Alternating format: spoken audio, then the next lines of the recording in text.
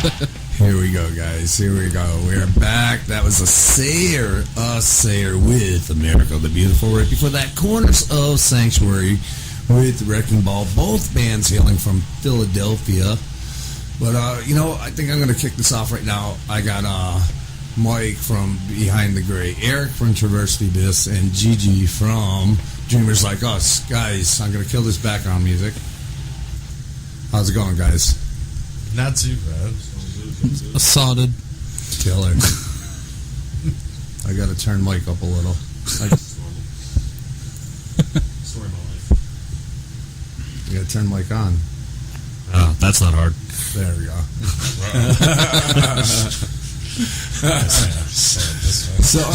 Sorry, Eric. You guys here tonight, man, you got a big show coming up. Tell us about it. Next Thursday, Levels, downtown Scranton. I think we're on the 4th floor. It's all ages. All ages. That's the main thing. Yes, all ages. Show will be over by 11, so you can still go home and sleep before work Friday morning. Or just don't sleep at all. Just continue drinking until you have to go to work. Yeah, there you go. That's an even better plan. Yeah, right. We got Inner Temple. We got, Gigi and his fellow beautiful men. Appreciate that. Thanks, man. They are probably one of our favorite bands to play with, so that's really awesome to have them on. And Eric and the boys, we haven't played with these guys yet, so really excited about that one. That'd be a first. Yeah. Gonna make me work. Eric, man, you got a new drummer, man. Who's he? Yeah, Seth has a twin brother. He kind of held out on that one on us, that he has a twin brother that plays drums, and Nelson didn't have the availability, or just it wasn't really his style. Right. So, yeah, we picked Nathan up, and he's doing pretty well. It was extremely surprising, because Seth was always like, oh, my brother plays drums. I don't know if he'd be into it, and Nate fucking loves the band. So it's well, Seth was more like punk, right? No, Seth likes metal. He's just shy as fuck. But he was killer, man. He was killer. He's a cool dude too. Straight down to earth. So how's the new guy working out, man? Excellent. Yeah. Fucking perfect fit. See, now I got that's another reason to catch a Traverse show there. See the new guy. Exactly. Yeah, man. Gigi, man. Tell us about Dreamers Like Us, dude. Oh, man. We are just a bunch of sad guys, It's funny, when Mike asked me to come on, I was, more than willing to do that, but at the same time, I was iffy just because we're not really metal, but we all have, our own share of, metal that we listen to and jam out to. But we're kind of an experimental alternative kind of thing. No, Eric. What'd you do? What are you talking about right now? Is it on? It should be. Oh, there we go. Were you turned on, Eric? Yeah. Apparently. Shit. He's the only one here that was not turned on. No. My bad. Guess what? My bad. He is now. So please continue. But, yeah, we're more experimental, alternative kind of stuff. We're not very metal, not very poppy, but we find that good balance in between, because all of us have had our fair share of metal bands that we were in, or lighter bands that we were in, and we just kind of meshed that together. So it's nothing light, but it's still aggressive. Cool, man, cool. Probably one of my favorite bands in the area. Yeah, Behind the Gray is one of our favorite bands to play with. We've played how many good 3 or 4 shows around there or something like that? Oh, there's got to be more than that now. We took a road trip. Oh, that was a brutal friggin' night. That was Central PA. Yeah, no, that was more on near State College actually. Yeah, I can't remember the name of that. The After Dark. The After Dark. That was in Clearfield, right? Yeah. That's 2.5 hours away. And when we're down there, on the way down, I'm driving my car. My vocalist is asleep in my passenger seat. I'm like, dude, there's no fucking way I'm driving back in this snowstorm.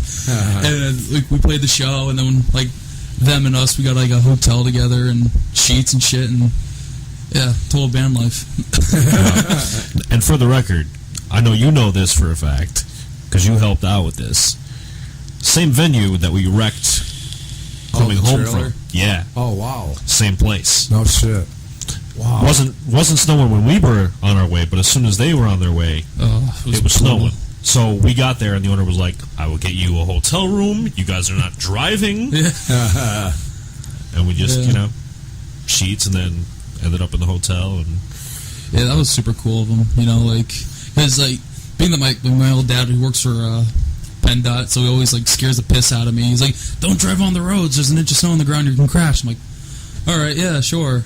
And then 2 hours away, I'm like, "Oh fuck, I probably should not be driving." And that was a big reassurance. He's like, "Yeah, you guys are good. Just go to the hotel. Tell them I sent you."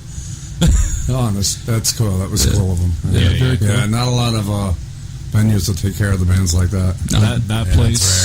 that place is probably one of the coolest and nicest places to play. And there's two people that work there, and they're the owners. Oh, no shit. The husband is your sound guy, and he makes sure you get your food's taken care of. There's a little green room behind the stage for to chill and relax. He runs sound, and then his wife is the bartender, and they just Wow.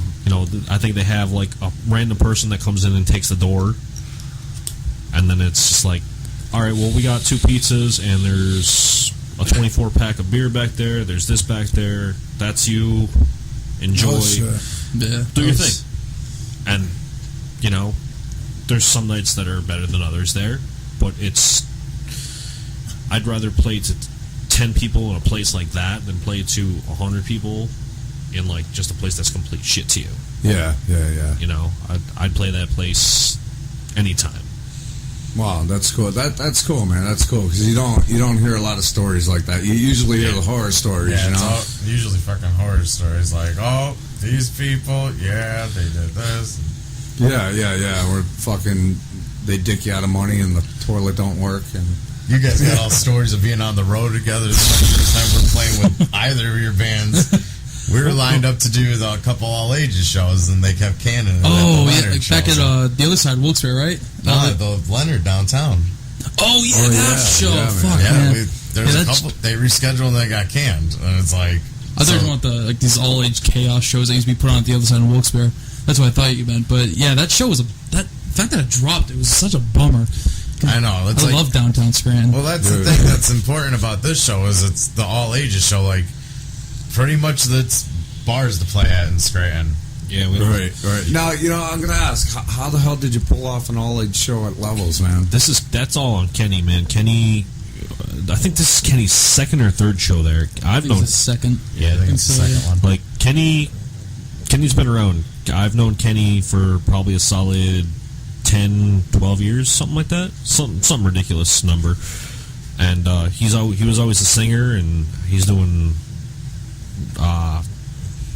He's singing and playing guitar now, right? Yeah, he's playing. He's singing and playing bass in a band called Moral Code. They're a bunch of good dudes too. But he did his first show, and it was just I guess a trial thing, and I guess it did really well. So, if his shows keep going well, it's a Thursday night, but like I said, It's all age. Yeah, it's all ages, and by 11 o'clock the show's over, so you don't have to worry about this show's going to go till 2 in the morning. Right, it's not, right. 11 o'clock it's done. And what is anyone else that's doing anything better? Yeah. Everyone complains there's nothing to do. Well, Right. And how many all ages shows are there going on in the area? Not many. None, right? None. Just None. whatever you guys put together. That's basically, yeah. Yeah. Trying to make the most of it because, the bars are hit or miss. You could you could have a crowd of 10 people or so that are really digging it, and that's cool or whatever, but you could have a slam bar and no one gives a single fuck that you're pouring your passion out in front of them, you know what I mean? Right. You're just background noise. So, yeah. And that's actually one thing that comes up, that actually, especially for us, came up when we were dealing with our management. They're like, well, we see a lot of pictures, and, we see crowds, but we see, bar signs in the back and stuff like that. It's well, yeah. We have bars. We don't have venues, Yeah. Now the V-Spot's building a stage. Now they're putting in their own house sound system. There's like maybe one other place that's hit or miss that has that, but they only book certain styles of bands. Right. So it's like, all right, well, we have to deal with this, or we have to travel to play on the stage, to play in front of new crowds and stuff like that. Exactly, yeah. Or you got to sell pre-sales. Yeah. As well. 2 hours away plus pre-sales. Yeah. Shows like that. Yeah. Yeah, those are always rough, but like I can speak for like the rest of us in Dreamers. We don't mind doing the pre-sale thing at all too much, but and we've played some of our best shows like out of the area. Like we co-headline with Hawthorne Heights at a place called The Champ in Lemoyne. It's like my favorite venue out of this area. And Chameleon Club, we play with Emerosa down in Lancaster. And like, yeah, those shows they're great, but the pre-sales are always, they're a pain in the ass. But if you want to put on, like, if you want to be on one of these shows that has like these well-known bands, then you don't really mind doing the pre-sales. Exactly. Why else would they?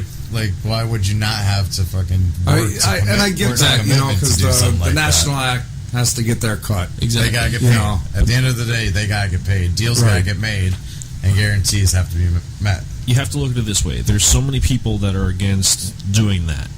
But here's the thing. Now, I know we've had this conversation, so I know the answer, but we'll bring this up. The last show you just did down Reverb, or what was it, Reverb? No, the Game Changer. Game Changer. All right, so you played on the main stage with a bunch of ridiculous bands. You were the only band on that main stage. There were other bands that played. How many tickets did you push?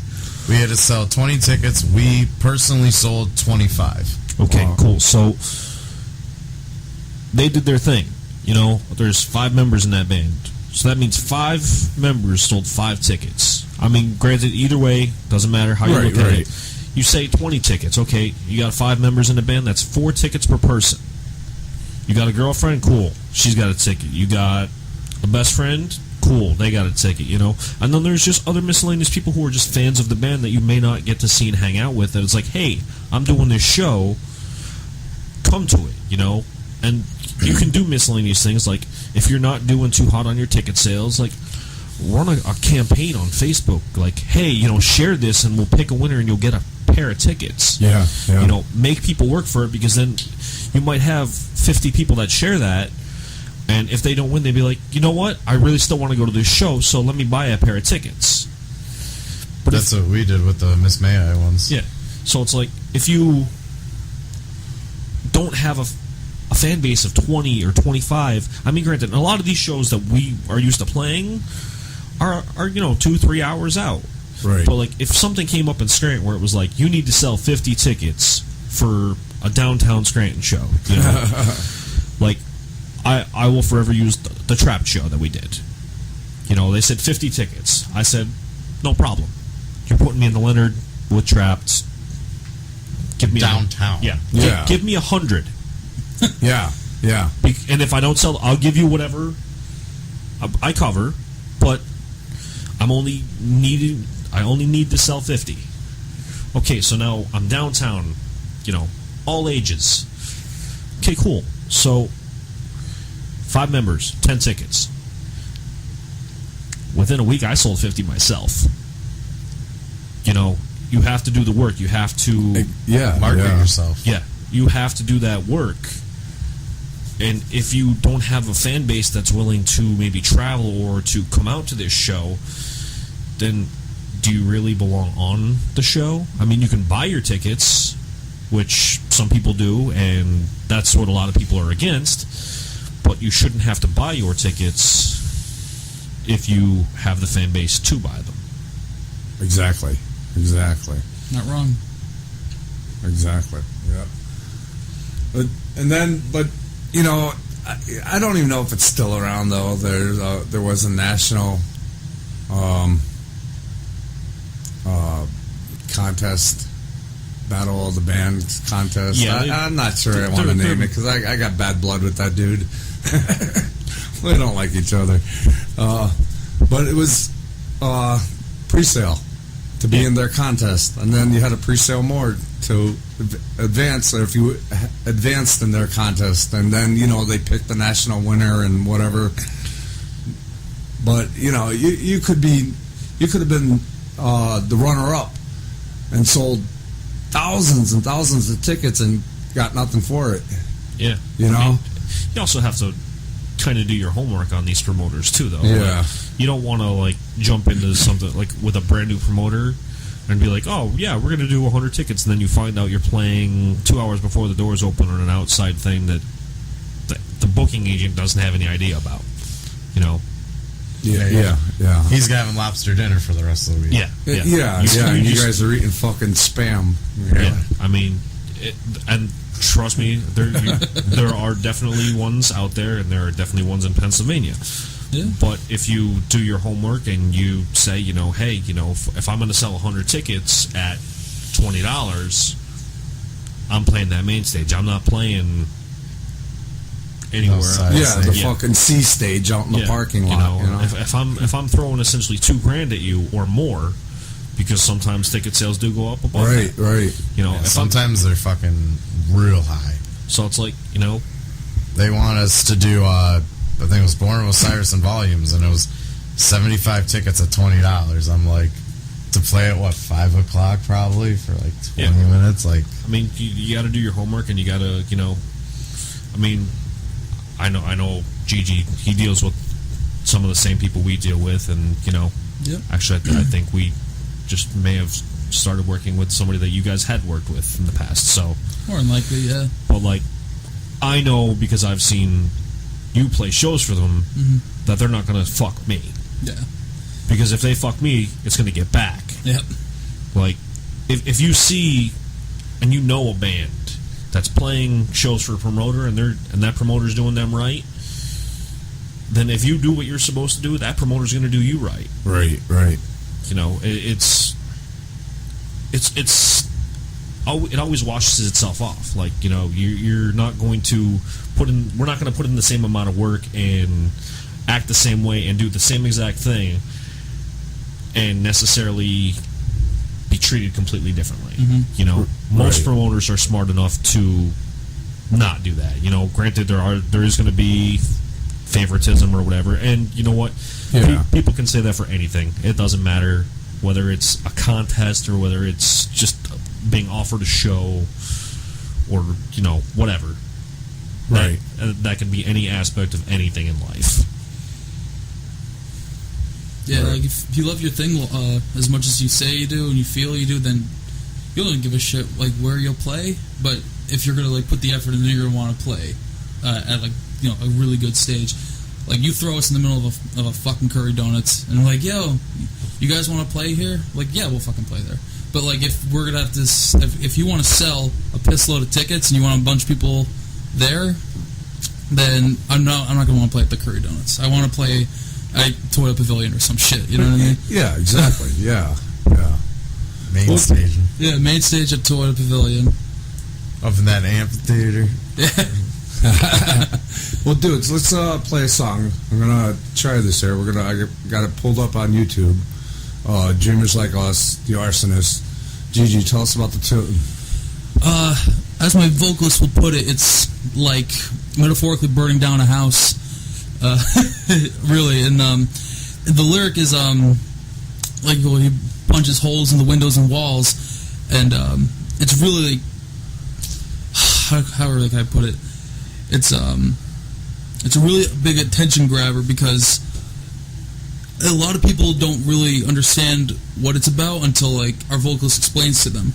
And it is about metaphorically burning down the house, but the house represents something in your life that you had, and if you're shitting the bed on it, then you're just lighting a match and tossing it right in the middle of it all. Cool. So. All right, man. Gang, check it out. Dreamers Like Us, The Arsonist. We'll be right back.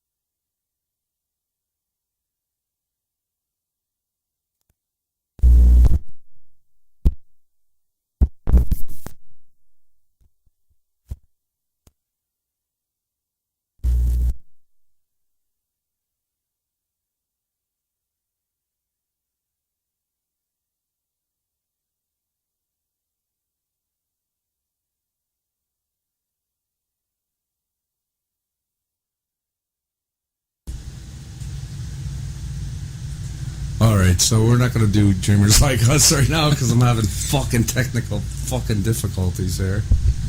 I'll take the blame for that one. I unplugged it. I was about to say, are you plugging shit on them? This is pissing me off. Now, I'm going to be fucking with this all night now. Oh, I got it on fucking mute. That's why. There we go. Hot damn. Okay, so now I'm going to pause this. Rewind. Live fucking radio. My Spinal Tap moment tonight, guys. Nice. Hello, I Cleveland. guess that skips the question for later. Yeah. All right, let's do this again. Dreamers Like Us, The Arsonist. My apologies. No worries, man.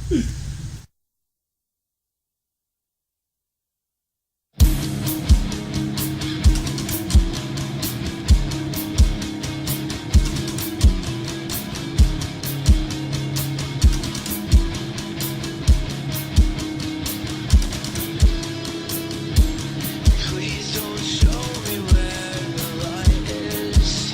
Just hold my hand.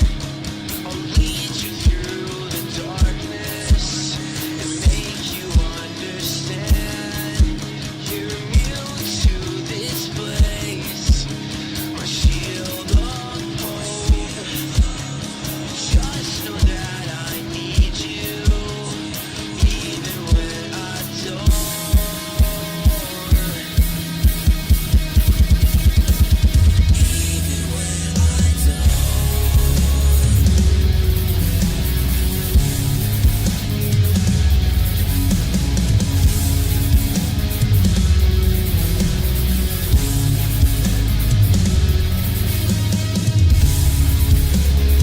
This house is falling apart. My words can't fix the holes I punched in windows and walls. Light a match and fix it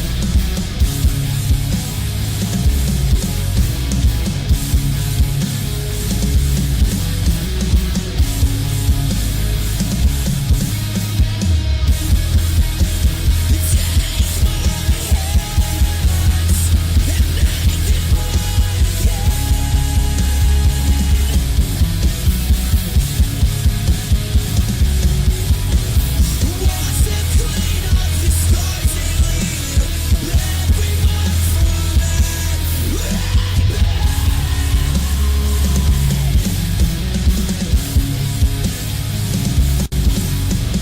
Take my hand, take the consequence as I fight for the breath in my lungs. As I strike the metal, hold myself back. Watch it spread to these windows and walls.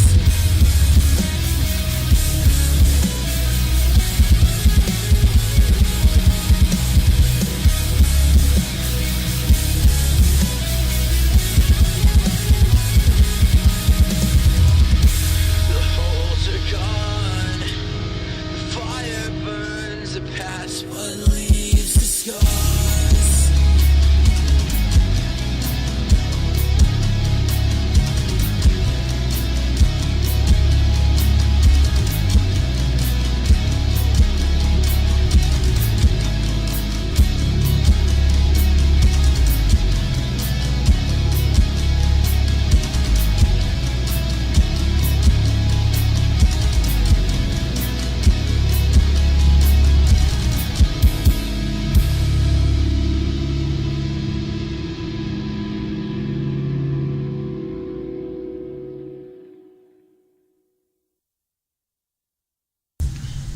All right, gang. All right, we're back with Mike, Eric, Gigi. That was Dreamers Like Us, The Arsonist. Killer tune, dude. Thank you so much. Oh, there's another one of our songs. Yeah, they're fucking another Spinal Tap moment. Man. I need a goddamn engineer. That's what I need. Any interns out there willing to fucking push buttons for me for free? I'm looking at you here all the time. I'm looking I get blamed for unplugging things. Just saying. I am not helpful. Oh shit! So yeah, dude, killer. Thank you very much. Yeah, if you could send me some MP3s. I'll put you in the rotation there. Will man. do, absolutely. Cool, killer. So, new CDs. Let's talk. Let's go down the line. Mike, you working on? Yes, we will be releasing the EP Treason September, I believe, 15th. I think it's a Friday. That's going to be a 4-song EP, and it's got the new lineup. We got Dom singing, Grant playing bass. It's a whole different beast from Awesome. Tyrants. It's Awesome.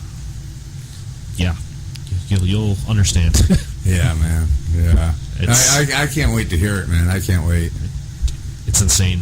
Just trying to keep up now. Right. Wow. Whoa, yeah, fucking Grant. Unbelievable, dude. That dude, what he can do with a bass, most guys can't do with a guitar. He came in and wrote 11 songs in like a week. Wow. Because the whole thing was with Grant joining was right around our management deal. And it was kind of like they wanted to hear the new stuff. And it was like, hey, we have to go in and track this, so you need to learn 11 songs and write 11 songs, and then we're going to pick 3, and we're going to send it to our management. And then that was going to be like the basis of us getting this deal. So he came in, he wrote, he did his thing. I yelled at him because he's Grant, and I don't watch him play. I hear him play, and it's different. Right. When I'm playing drums and he's playing guitar, it's a different ballgame.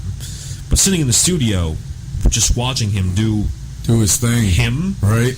I just yelled at him for like a half hour, and then I just had to leave because he's just doing like ridiculous tap shit. Yeah, unbelievable. When I first seen him play at the benefit for you guys, and holy shit, man. Yeah, Holy he's shit. insane. Yeah, yeah. And it's certain parts he tones down, and then there's other parts that you can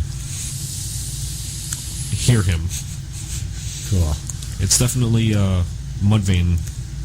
You know, if you know Mudvayne, Yeah, and yeah. how Ryan was with his bass parts, Right. it's Grant. Killer. That's what's up, though. That's sweet. It's crazy. Killer. Eric, man, you're working on a new CD too, right? Yeah, we're gonna be trying to do another release in the fall, something with the new members.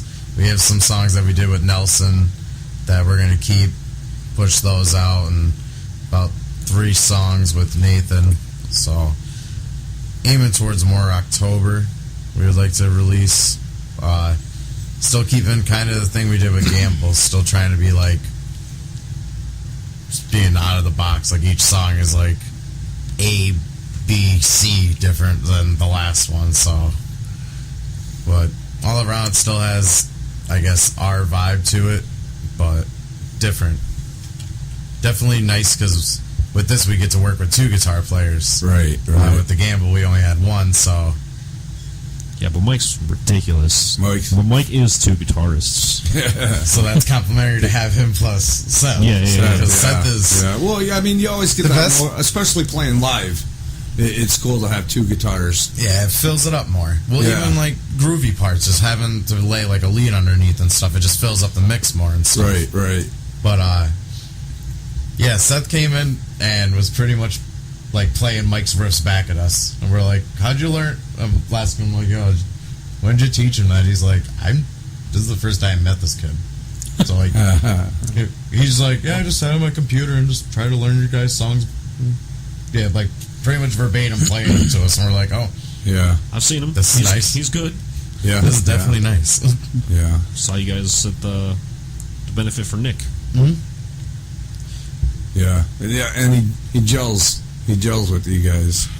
Yeah, it's So, everything's fluid. Like, I tell you, man, I still say, you know, I was so like fucking thrilled to death when I heard you and Mike were getting back together and doing this, man, because the energy, you two, got Mike and Eric here, and you guys feed off each other, man.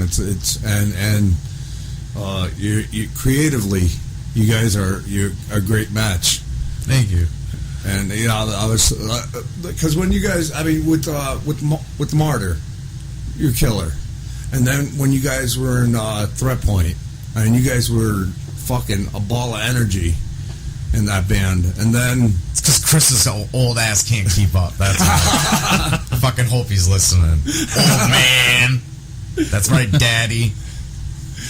When we would be on the road and we would stop to get eaten stuff, he'd be like looking at a waitress and stuff, and she'd come over and, Dad, can I get the chicken fingers? Oh, I fucking hate you. holy fuck. I would embarrass the shit out of him on the road. Yeah, but when I heard you guys were doing this, man, I was shit thrilled. I was fanboy, you know. So yeah.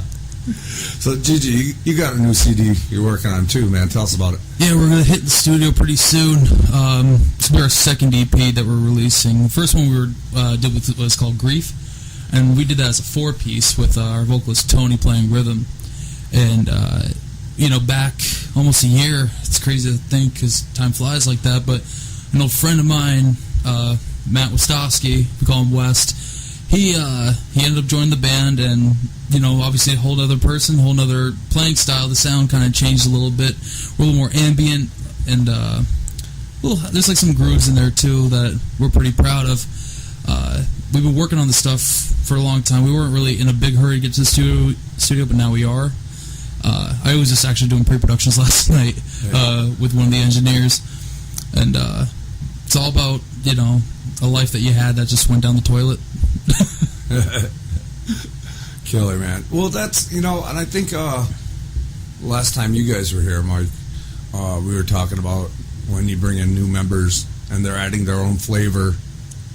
Oh yeah, it's insane. I mean, I just speak from our experience. I mean, we gained. It's been a year now. Dom himself is better than all of us at our instrument. He can outplay every single one of us. So he sits at home and he's like, I wrote a song today. All right, well, what'd you write? He's like, no, the song. I wrote a song. Like, drums are recorded, bass is recorded, guitar is recorded, wow, and vocals are recorded. Oh, okay. And just like, Grant. I mean, Grant came in, so the songs were pretty much done, I'd say. I mean, he still definitely threw his flavor in, and, because we did a second round of pre-production, there's definitely different flavors in it, but I mean, it's definitely heavier, it's... I'm just excited for it to come out. I want to play it for everybody, because even like playing it live, like we've done a couple here and there, and then we did the benefit for my nephew, and we only did Tyrants stuff that day, and it was like, wow, that was it was like good and fun, but it's like got so used to playing this new stuff that it's like, all right, when do we start playing the new stuff again? Well, Eric, man, you guys are in the same boat. You got I was going to members. say, I feel like it's not even guitarist. We have a guitarist and drummer, so like that changes like the drum aspect. That changes the whole picture. Going from Phil to Nathan is like, Well, yeah. like holy fuck difference. Right. Yeah, and then with Seth, I don't know. Seth doing his own thing yet, or adding his flavor. That's one of the things that'll be with the EP that we're gonna be trying to do in the fall, is that you'll have Seth's mix with guitar and Nathan's influence on drums with our sound. So it changes it up. Definitely heavier. Yeah, I would say. Yeah. Definitely. You guys are already fucking heavy, man. How much heavier can you get? I would deem it, for the most part, it's like a lot darker, heavier, and aggressive. Just aggressive is kind of the best term to use, I would say. Killer, man, killer. So again, you guys got the Big Level show, all ages. Yes. And next Thursday. Downtown Scranton. 6 p.m.? I think that's when doors are? Doors are 7:30, music at 8, I believe. All right, you know more than I do. I've shared that flyer and that video thing so many damn times. This is like, I don't know, people don't get it. Like, I guess, you know what I mean? Like, not when people that aren't in a band, like, just don't get it. Like, what it's like having all ages shows. When you have a a range of just the age range. You have younger kids, old heads, and like just everyone come together, and you're not stuck at the bar. While like Levels is necessarily a bar, but the floor we're playing on is pretty much just cleared out. Yeah. So people could just go fucking nuts, and like at the bars they can't really do that. They start getting rowdy, and then it's like everyone gets calmed down. But like this is a show where like people could just go nuts, and that's the thing. Like it gives younger people something to do. Like them involved with music. And again, there's not a lot of all-age shows around here, man. So it's like a bridge. What like that bridge gap from like getting out of high school till you can start going to the bars. Like there's those couple years. Where's that? Right. Like, especially in like extreme music, like it's even harder because a lot of venues don't want to take you because they feel like you're a liability, regardless. Even if you play at some places and people kind of just stare at you like, what the fuck, you know? Right. You're still kind of a liability in a sense to them. So it's hard. So like, it's really important to like push for shows like this when they come up because it's very rare. We haven't done an all ages show since our album release in November, and we had ones lined up with Dreamers Like Us, and they got canned. And now we had to take this opportunity and just make the best of it. And Levels, that's a happening place, man, too. Yeah, I mean, they got 4 levels going on. You know, it's insane. I know loading equipment up isn't going to be fun, but you know we're all gonna. I guarantee we're all going to make the best of this show, and you know everybody's pushing it hard from what I've seen, and that's what you need. You can't have one band pushing a show, and then people get pissed when nobody shows up. This band is 4 solid bands that are pushing the show. If you can have, like I said, it could be 1 or 2 bands pushing the show, but then it's like, oh well, where was the other 2 bands? For this, I know for a fact that I can count on Eric to push a show. I've worked with Eric on shows. Oh my god! If you have me on Facebook, it's like that's all I do is share shit for the band. Yeah, that's the man. fucking reason. Yeah. That and memes. Yeah, That's Facebook. And, Band life. I mean, Gigi, we have how many shows coming up? We have at least piss 2 load. coming. A fucking piss load. I mean, and we've done them in the past, so I know they're going to come through. I know he's going to promote. I know they're going to promote. I know most of them. I see most of them out. Every now and then. When we're off on same nights. We show up in different places. I'm not in the least bit worried that bands aren't working on this show. And you know what? Then you get bands that you put on a show and don't do that work, and then wonder why they're not being asked to be put on these other shows. Right. Like, I know Kenny being the promoter on this show, he hit a grand slam on this one. It's an all ages show downtown Scranton, and he's got 4 Levels. Yeah. That's it is what it is, man. I mean, Levels is the happening spot now. Yeah. And you got an awesome mix of music with each band. You got 4 bands that are pushing it and trying to get everybody that they can out to it. And you know what? I don't see why it wouldn't be a huge show, Thursday, so what? Guess what? I'm playing until late, and then I got to load a bunch of crap down a flight of steps afterwards. I'm still going to be at work in the morning. If I got to be at work at 8 a.m. That's great. I got to be at work at 5.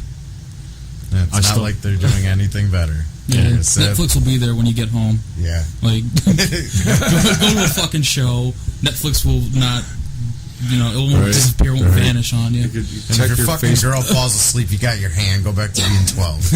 Back to me. 12? No shit. Or Yesterday. Eric at Spencer's. Or yesterday. Not saying I made a stop before.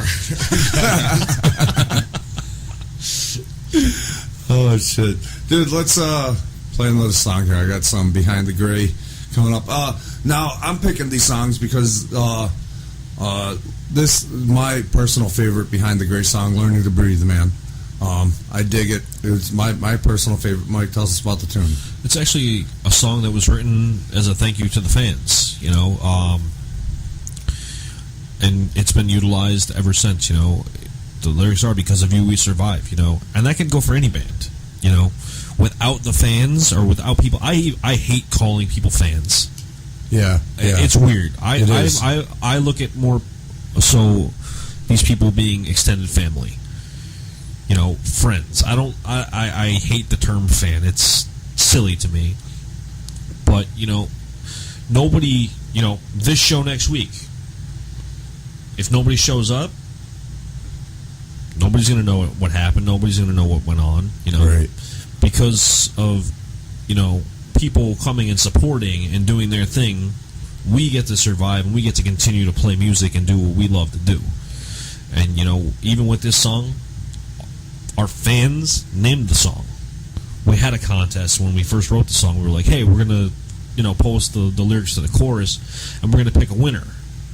You know, whoever comes up with the name we choose will get a CD, and we'll get, you know, there was like a care package. Cool. And, you know, we ended up choosing 2.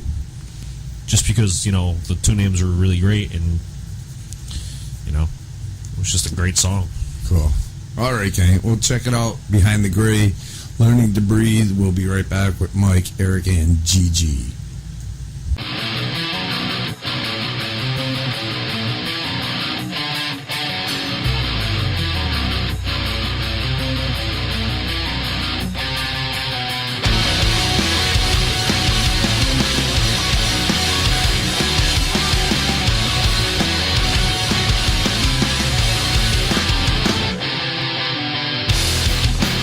Taken by the way you scream the words to me. You came as I was losing my mind. It's hard to find a way when I'm choking on my own life. But you push me along to survive.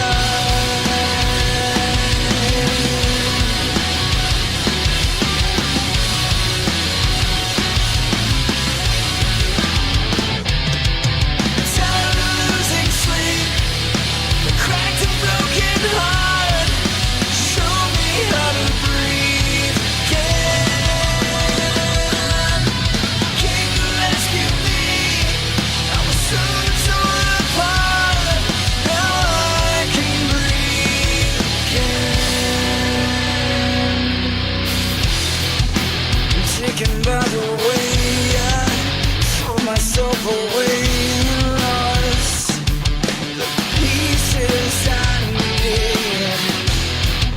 It's hard to find a cure to this sickness so I don't die. But you push me to try, and I'm tired of losing sleep and cracked and broken heart. Show me how to breathe.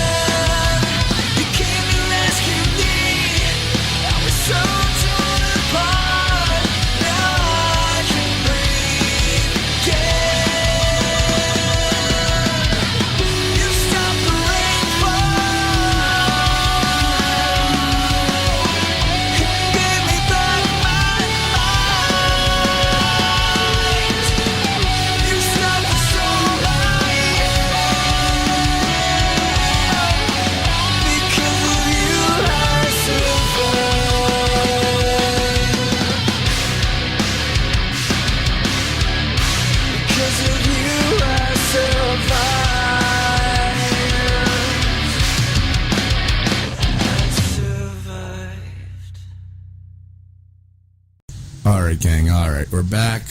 And that was "Learning to Breathe" from Behind the Gray. Again, my favorite song, man, from you guys. I think you're gonna like the new stuff. Yeah, I was just gonna say. Hopefully, I'll have a new favorite. Oh, Treason will be coming to you soon. I promise. And I always say that because I don't say I have a favorite song. I always say I have a favorite song from that band, and that's the way it is for me. I have a favorite song from you guys, from Traverse. Every band I got a favorite. Because I don't play sides, and I don't say, oh well, fucking Behind the Gray is better than Traverse the Abyss. I like these guys, but that I don't do that. That ain't cool. But I got a favorite tune from you guys, and yeah, man, yeah. So yeah, hopefully I'll have a new favorite coming out. It makes me so angry that I can't just play the song. It's weird too. It's a weird feeling. Like all of us are super proud of Tyrants, but when you hear this, or I think I'm gonna play you a preview at some point here, and because even people who've heard previews are like, "Wow!" Like just the difference in style and everything is off the wall. Killer. Eric, how about you, man? New CD, same thing, man. Totally different.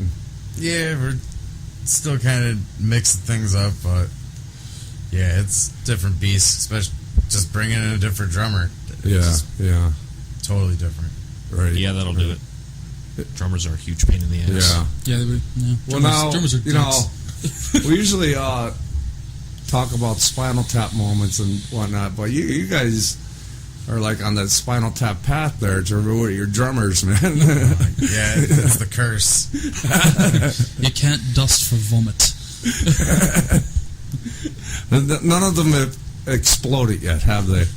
Not yet. Spontaneously combusted. Not yet. I mean, I've fallen over road cases and off my seat quite a few times. But that's not always to say that it's been sober moments either.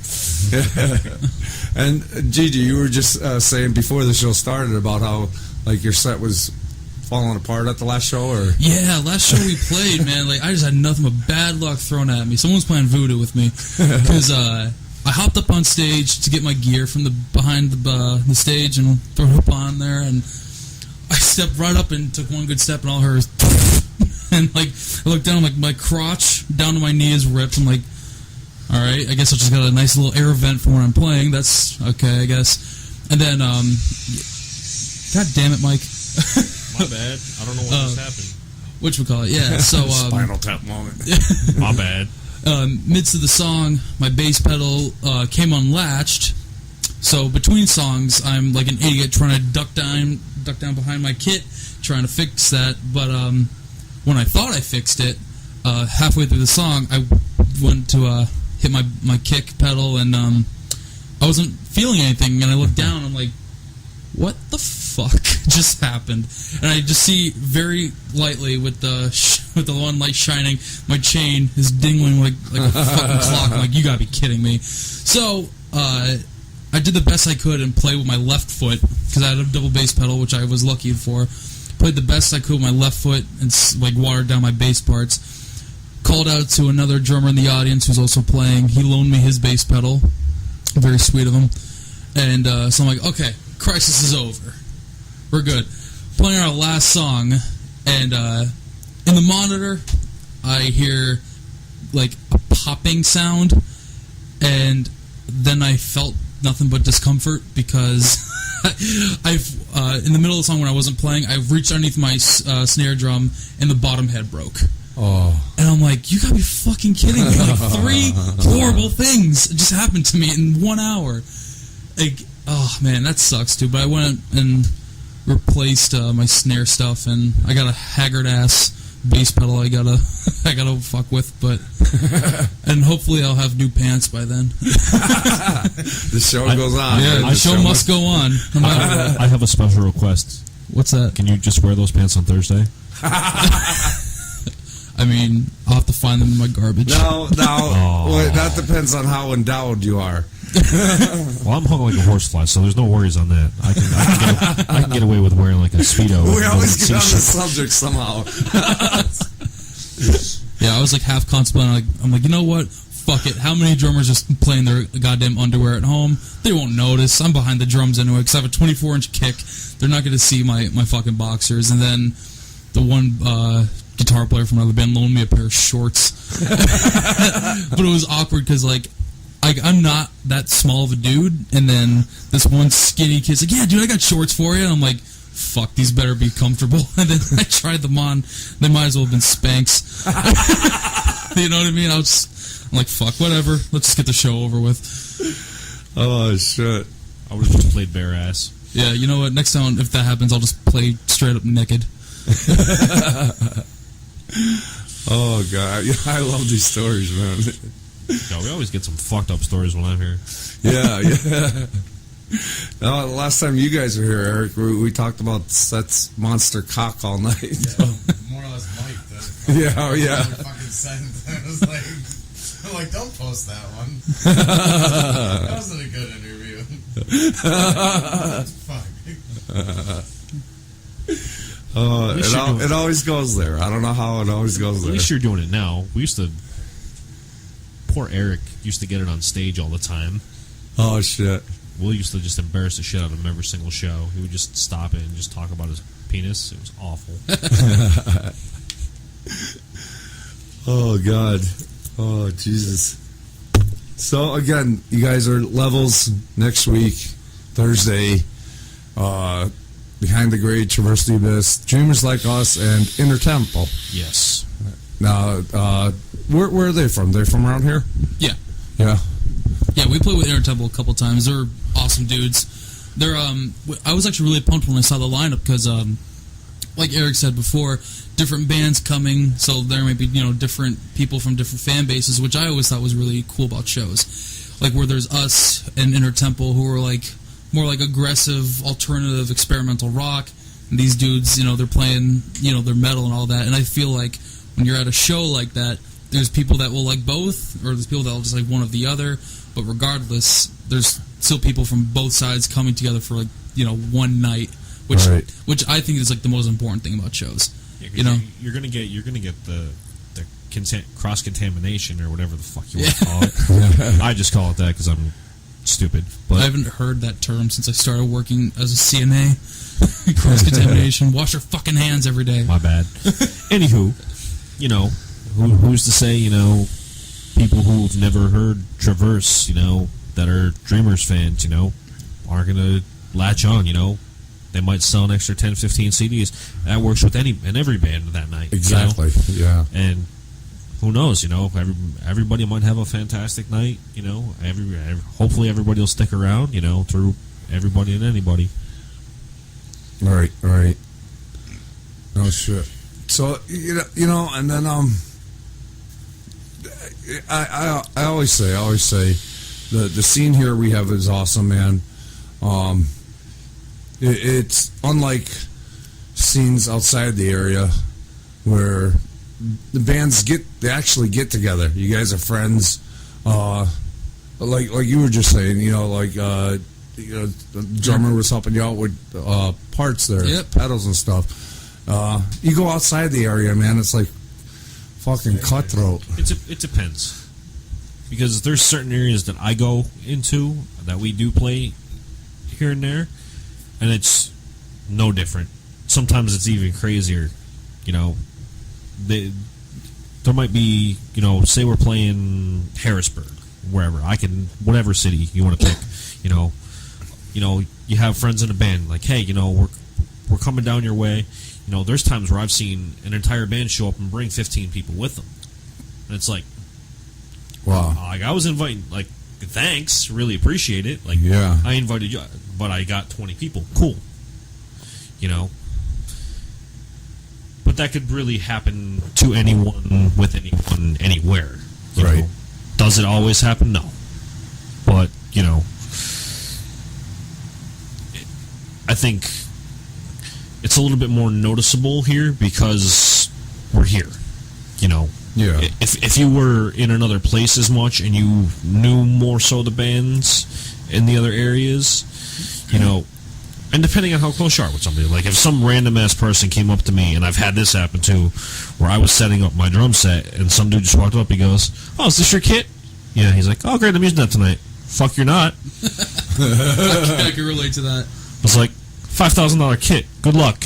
He's like, but this person. I'm like, I don't give a fuck what anybody told you. I'm like, first off, if somebody had mentioned, hey, maybe you should ask this person. If you said, hey, man, I was talking to this guy, and would it be possible if I could maybe use your kit tonight? Not like just walk up and be like, oh, nice kit, I'm using it tonight, thanks.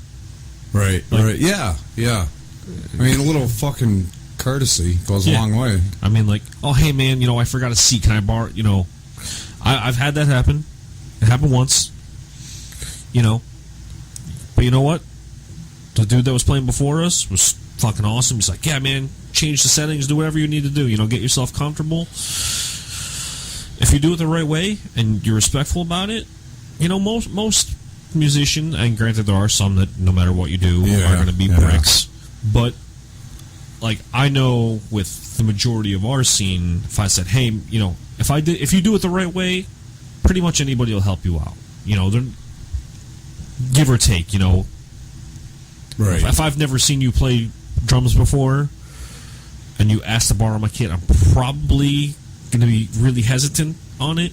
If I've seen you play and I know you take care of your setup, it's one thing. He's played my kit before. And he hated it, and I know he did. Go ahead. I'll say after. A lot of people do. But everybody's setup is completely different because he likes his setup the way his is, and I like the, Right.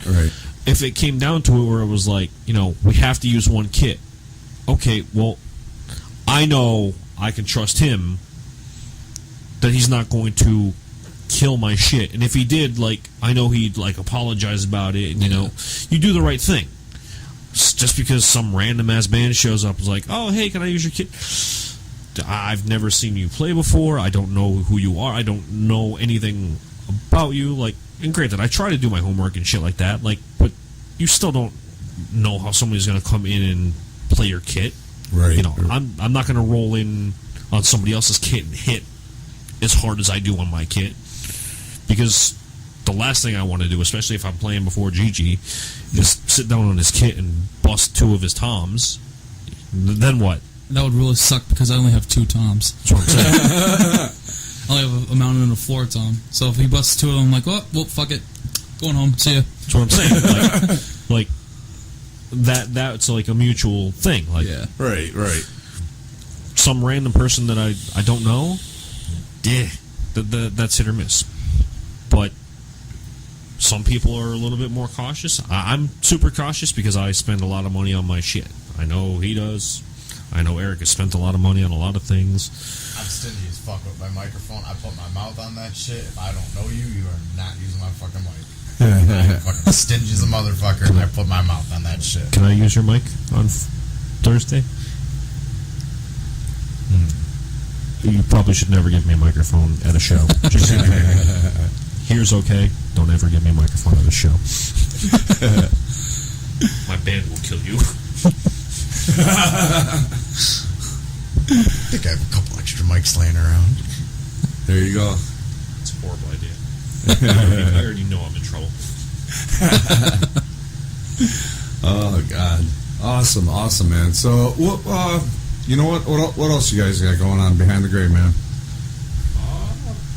I mean, we got next Thursday, obviously with these fine gentlemen and Inner Temple.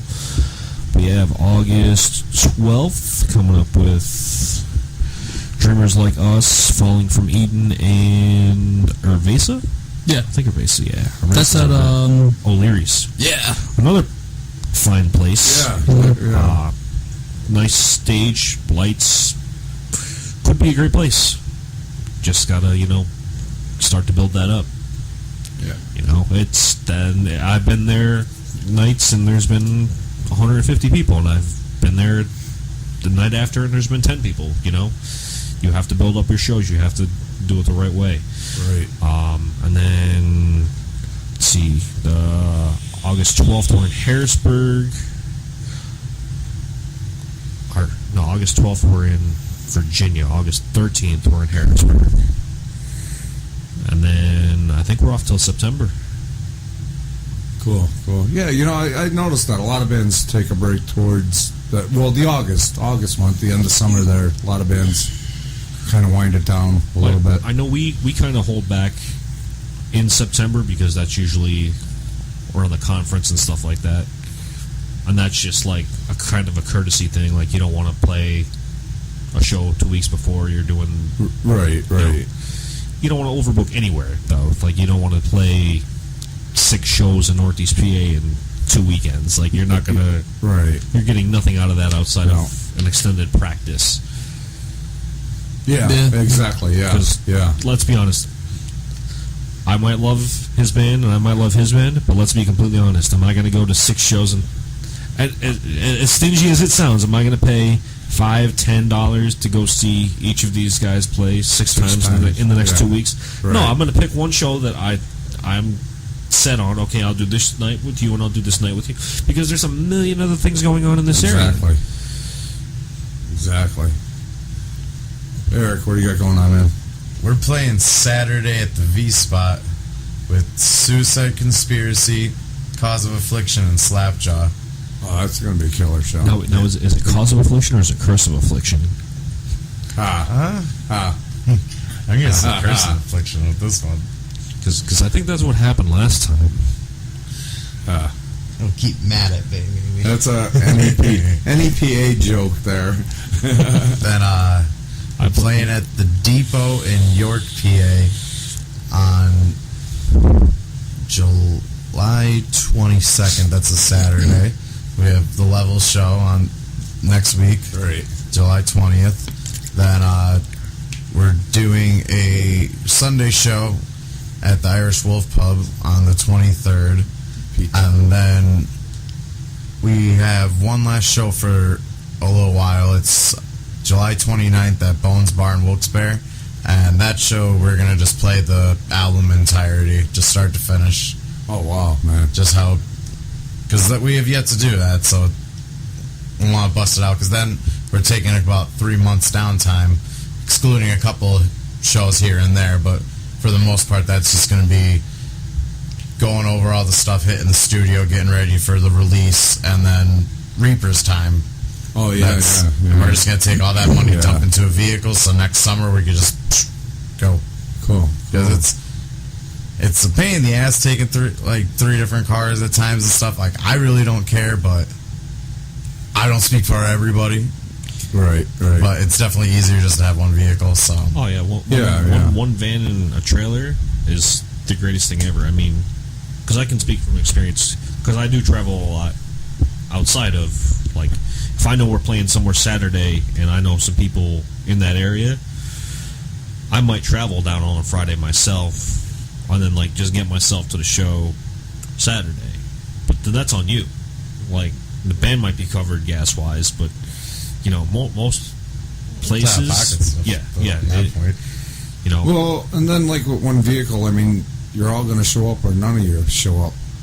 Yeah. You know, you're not wondering if your guitarist is tire down blew out. Exactly. Yeah. And it's just like, it's annoying, but like, I mean, at the same time, you got to do what you got to do to play and get your name out, though. Mm-hmm. So it's not that we mind doing it. It's just definitely getting the vehicle will be easier because we're collective, and then we could go out further. Exactly. And so I'll take the downtime probably from August till probably November.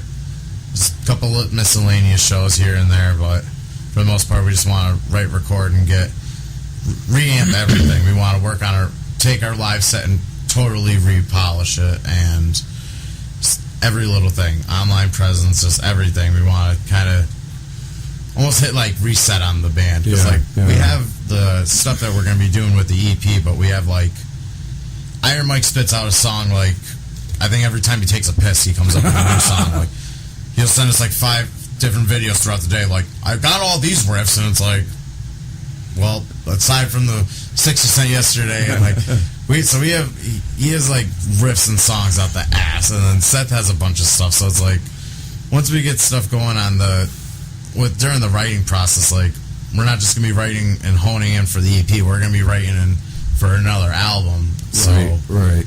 it's gonna be getting a lot of that stuff into the works too. So just really grindstoning, going down the band rooms, putting those fucking hours in, blasting and hearing the same goddamn song. These guys don't playing the same song 50 fucking times. You get done, you're like, I don't care. I don't ever want to fucking hear that again. And then it's like, yeah, I got the masters back. It's like, oh, I'm going to play this 900 times in the car while I go to work today. That's my current life right now. Yeah, especially with getting a release ready to come out, like I believe that you probably have that in the car jam, critiquing every little fucking nitpicking every little thing. Like our practices have become like, hey, we're gonna run the set for next Thursday. Okay, cool. All right, well, let's just roll these 4 songs 3 times in a row each, and then we'll talk about it, and maybe we'll run them each twice after that. So they get nice and embedded in your head. And then, we'll take like a 5-minute break, and maybe we'll just do them all each again after that. And it's like, we just played the same 4 songs for the last 3 hours. And then, like, I get in my car, and it's the first thing to come, I'm like, damn it. I really want to be mad at this song right now, but I really can't be mad at this song right now. No, we got out of the studio. I fucking hit the button. Nope. Yeah. Not right now. Yeah. Okay, not right now. Give me like an hour break. Let me go burn a bowl, and then I'll get fucking pumped up again. Cool. Gigi, what do you got going on, man? After the show at Levels, we're playing the show that I was really, really excited for. It was like announced back in like April. It's a show my manager puts on. It's called Ticket to Heartfest. It's in downtown Lewisburg. There's 14 bands on it. Admission's $10. If anyone's listening that wants tickets to come to this thing, let me know. But I'm really excited for Ticket to Heart because that was our first show 2 years ago. This year we're co-headlining, and we got a couple bands on there that are from different backgrounds. There's pop punk bands, there's metal bands, there's bands like ours, and it's sweet, man. Like I'm really excited for that. Then we're gonna play a couple of local shows. I'm actually reading off the flyers now because I just can't keep track of anything in my life. Playing a show August 5th at the Wolf Pub, Irish Wolf Pub, cool place to play. Yeah. And then with these Behind the Gray, Evasive Falling from Eden at O'Leary's, like Mike said before, that's gonna be another cool show. We play out of the area quite a bit, so like when we come in and do a couple of local shows, it's always a fun time, just because it's it's your hometown. You're not gonna walk outside feeling like someone's about to swipe all your gear. We're like in Scranton, there's like cops on every single corner of the square in Scranton. Yeah, pretty no much. one's gonna steal shit. Yeah. I mean, if somebody's dumb enough to try to steal something, that's another thing. The police station is right there. Yeah, if someone's that dumb enough, I mean, you could whistle to the police dogs and you can hear them bark. Yeah. And like what Mike was saying about before too, like what all of us were talking about was like when bands, they do shows together, they become friends. I pity anybody who tries to steal another band's gear in front of that band and their other friends that are in the bands, and they better hope that the police gets them before the bands do, because Mike said, shit's not cheap. Nah, dude. Like, hey, man, right? Like, we all know the pain of how paying for that shit. So fuck that. Like that gear is way too expensive, and like I may not look fast, but if someone's like about to swipe some of my stuff, oh, dude, I'm turning to Usain Bolt. You know what I mean? I'm running down the square. I'm like, yo, you're fucked. Actually, it's funny you say that because I admit I'm fully lazy, but what people don't realize is drummers. If I need to go somewhere and I need to get somewhere and I have to run, first off, if I'm running, you should probably be running the same way I am because there's something and there's a problem. So you should probably just try to keep up with me. It's our. I just constantly move my legs. Like, if I have to run, I can, no doubt in my mind. I grew up playing sports. I don't anymore, but I still have the training and know what to do and what not to do in that process of if I have to run, you know. So, good luck, because I might be a fat kid, but I guarantee I got 4 skinnier dudes that are going to be just as pissed in my band that you're trying to steal my shit. But let alone if all these guys are around too, you know. Yeah. And Gigi, you're a big dude, man. Yeah, I'm 6'3" and I'm like going on like 250 around there. So like, I was always ripped on for that. Like when I was growing up, like, yo, you're a big dude.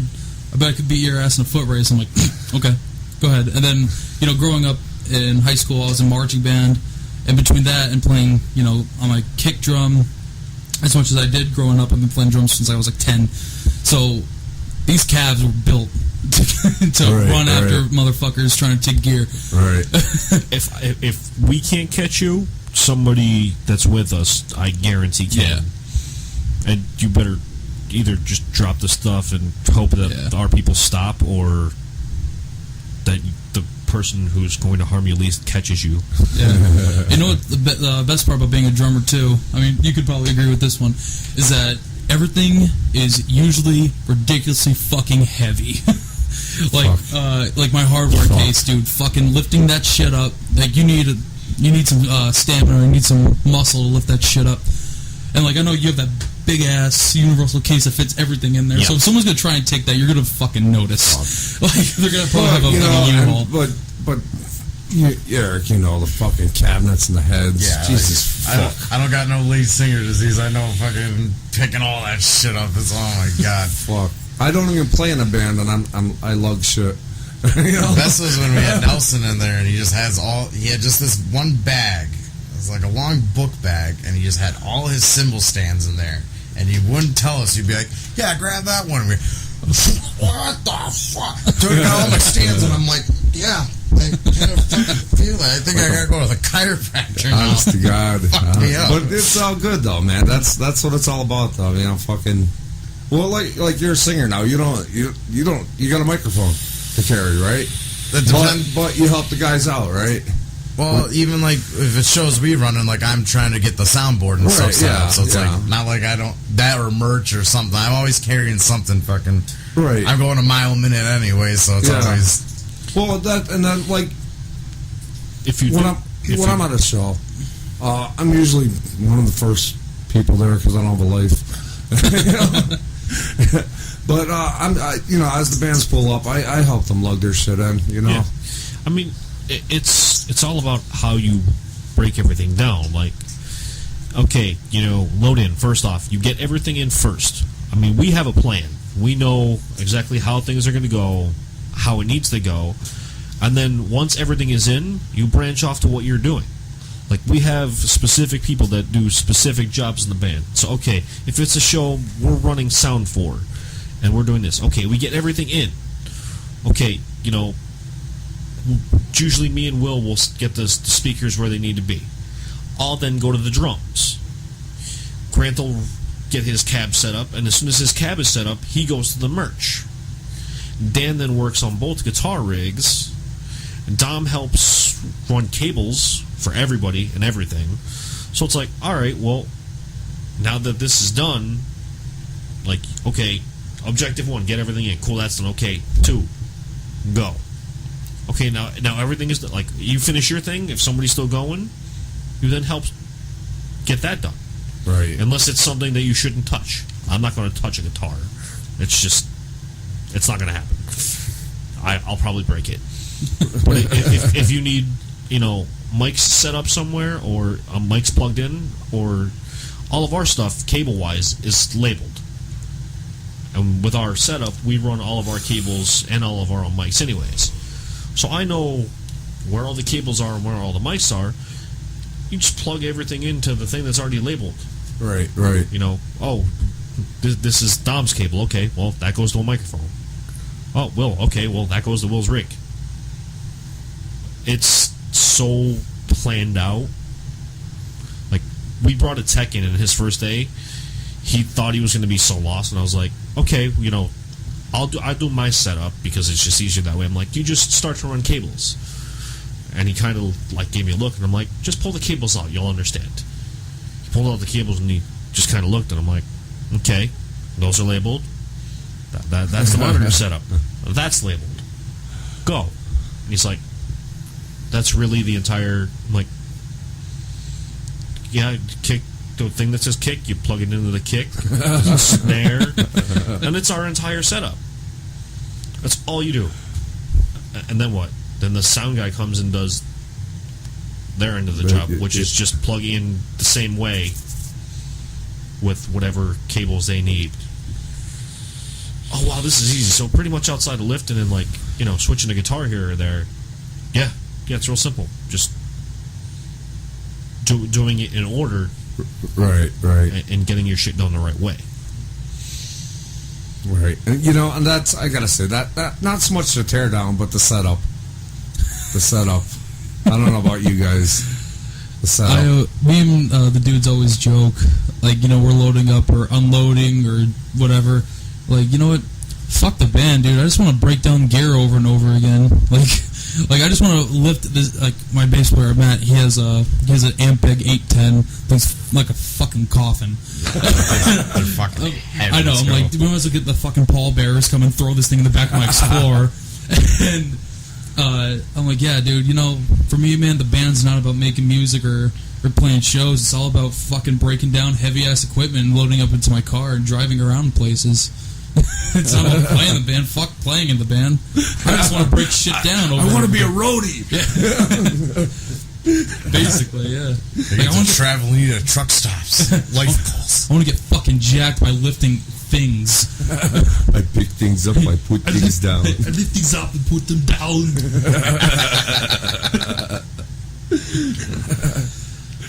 Oh shit. Well, let's play another tune here, guys. I got Traverse the Abyss Joker, because this is my favorite song from you guys, man. Eric, tell us about the tune, man. Pretty much a big fuck you to people that put you down, make a fool out of you. I want to get a little more crafty with my lyrics, but I like just being blunt with it. Just big fuck you. If the person's listening, I'm sure they know who it is, so fuck you.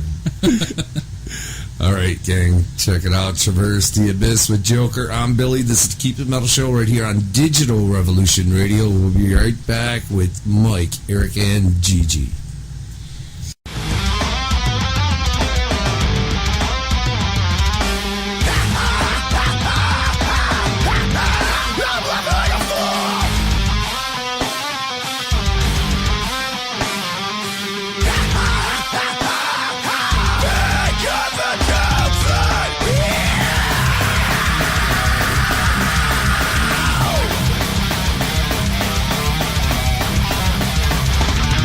Yeah!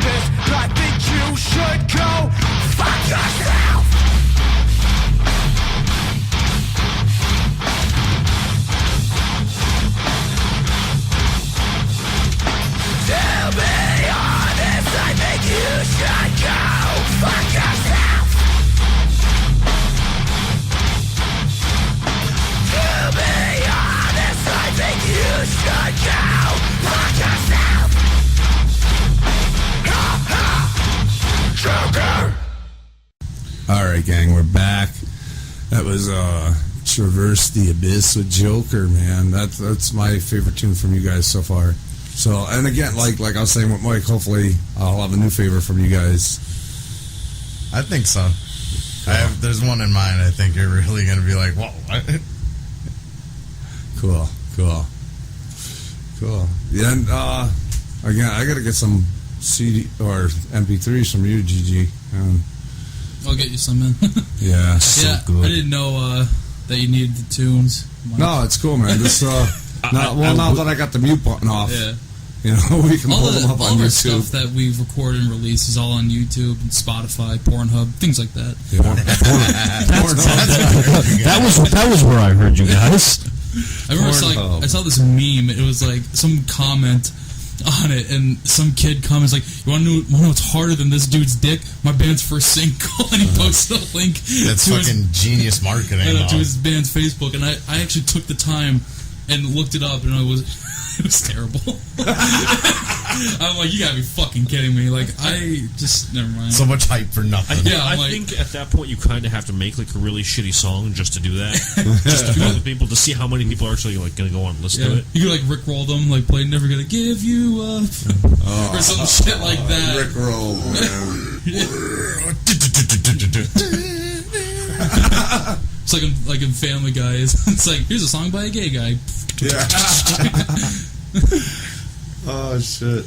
It always goes. Strangers to You know the rules, and so do I. We just got rickrolled on the Keep It Metal show. Did you think that was going to happen today? Never, man. That's a first. Now, we have literally talked about everything on this show, from like plungers to male thongs, and now rickrolls, man. So It's an honor. Can't say it's not interesting when we're here. right? Always a good time, man. Always a good time. Oh shit! You know what would be cool? Like a super band, man. Like a member from each band in the area. Just do a one-off song. You know what? I had that thought a while back, and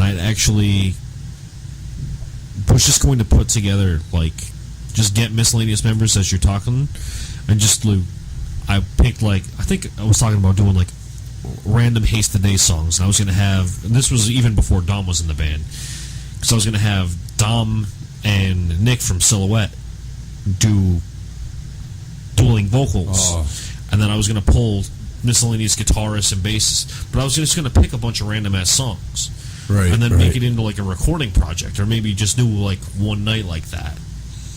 And then I just got so distracted with everything else, it never actually happened. You know, but even like if you did one song, man, did for like whatever charity or whatever, that dude, you know, like a fucking hearing aid type deal. Oh yeah, that.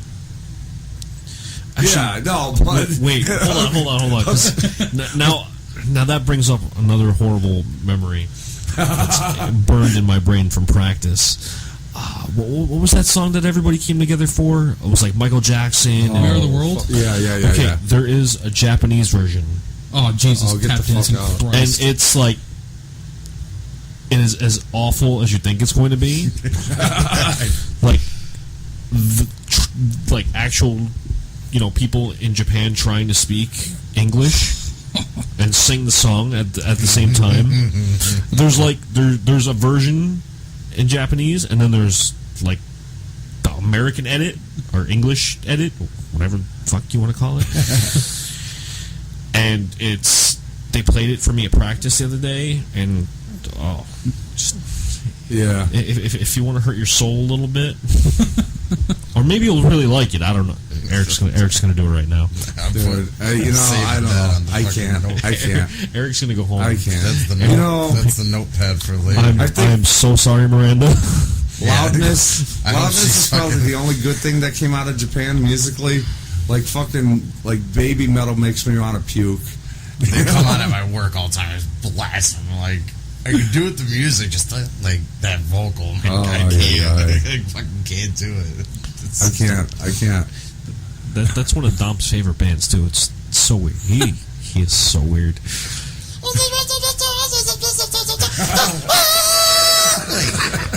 Nope. But you know what? I've seen so many things where like other musicians have stuck up for them.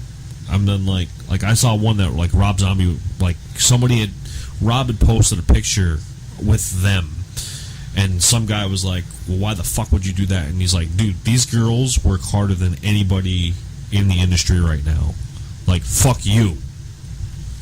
And it's like, you know, you don't always necessarily catch certain ends. Like, trust me, there's plenty of music that's not my cup of tea, but I'll never sit there and say fuck you unless it's somebody who's specifically shown a reason for me to say fuck you. Right.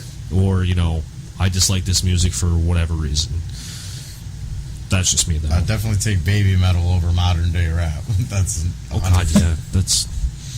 Yeah, well, yeah. I'll agree with you on that one, Eric. Even if you're not a fan, fucking Listen, this is where it gets a little different, because now I can listen to older rap. I can deal with that.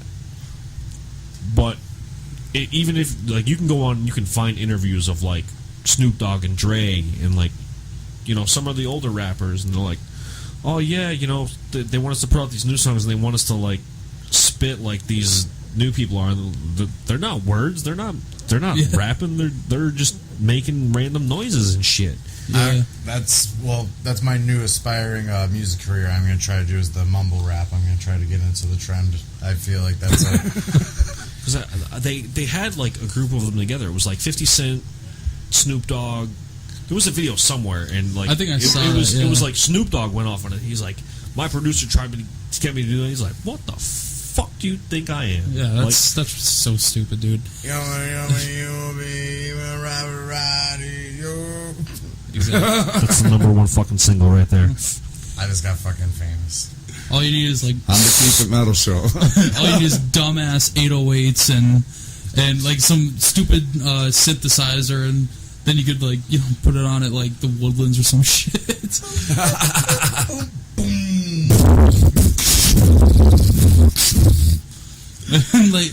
and you'll You know who it is. You never heard my song before. Y'all fucking know who it is. It's like that one meme is like SoundCloud rappers like, you already know who it is. And I'm like, no, we don't. No, we don't. Nobody knows who you are. With the kid with the face. Yeah. Oh shit. Oh my god. So we got the Levels show next week. Behind the Grade, Traverse the Abyss. Everyone that's listening across all these fucking countries and everything, I hope that you are in Scranton, Pennsylvania a week from now. This Thursday. Like, you have a week's notice. So you could call off work, go on vacation, leave your wife and kids. Works. Wait. Go across. Get the Italian people. Yeah, you gotta get them. But I gotta call out one of your listeners just because it'll be funny. Marissa, you need to be at this show. You know who you are. Billy knows who you are. I know. We know how to find you. She Be at the show, or else I don't know what else, but be there. She a very loyal listener. Absolutely. Loyal. Yeah, man. Yeah, she won tickets last week. Yeah, I saw. Yeah. I just gotta bust her ass because Yeah. I graduated with her. So Small world, man. Small world. Yeah. Yeah, so fucking A, man. Let's play another tune. I got Dreamers up on YouTube. The Lost Ones, man. Tell us about it. Man. That song that was the first song we wrote and recorded with our now frontman Tony, because at first we were a metalcore band. We had songs released that our previous guitar player had recorded another band, and they didn't release them. They didn't do anything with them, so we added them to our set. And no disrespect to metal, but we weren't feeling it, Right, and, right. A lot of musicians go through that, but so we decided, take another option, and that's the song that came out. It's not very metal and everything, but like behind it, it's just about the music scene in this area, really, where some of us, we don't have anything else to do besides play our fucking hearts out, and because we always said too, like the best artists are the ones that are usually in pain. Well, man. That's the truth. Yeah, and So- we'll talk about this after the song, but The best artists are usually in pain, and they feel desolate and lost. Hence the term "lost ones." And that's what Tony came up with, and I think it's our best song that we've recorded to this day still. And I still get the chills, thinking about the recording process we went through, and even when we get on stage, it's a great feeling. It's magical. Killer. All right, gang, check it out. Dreamers Like Us with the Lost Ones, and we'll be right back.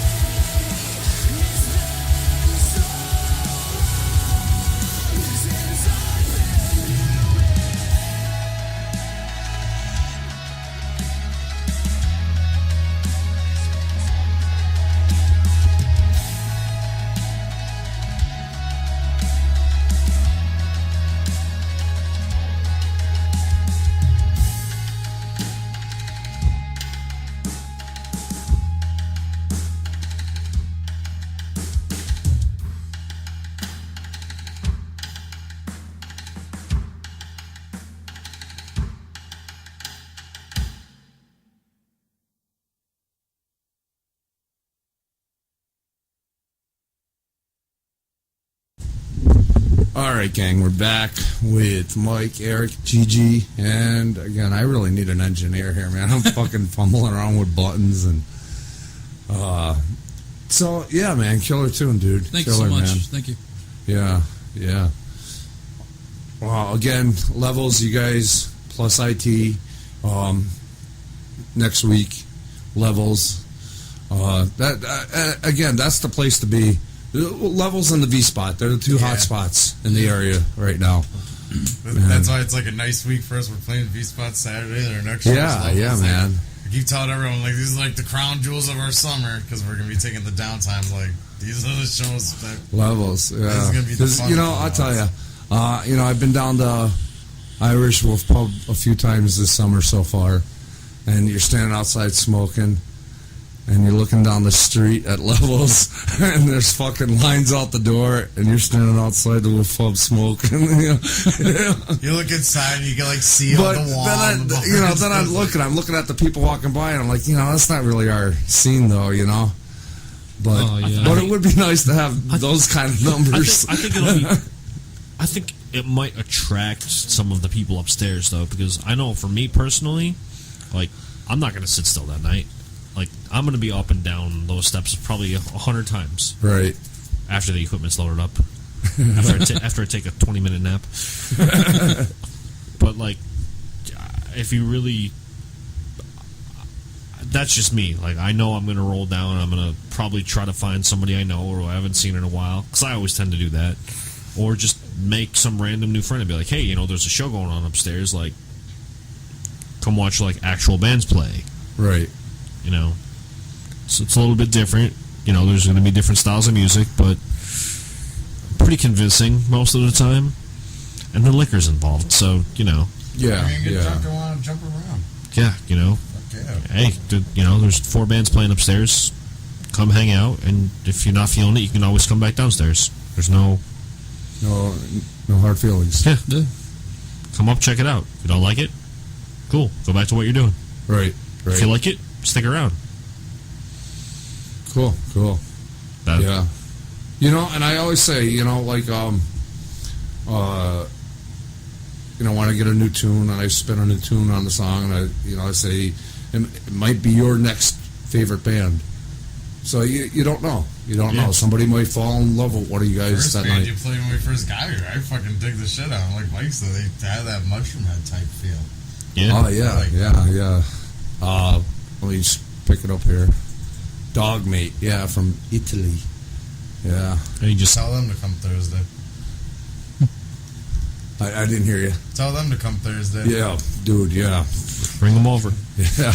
Come from Italy. We'll be back next week. We'll be with you. Spaghetti dinner. I want pasta. I hope you're happy. Yeah, I was like, God damn it, we're going to go for some friggin' pasta now. Dude, I fucking hate pasta.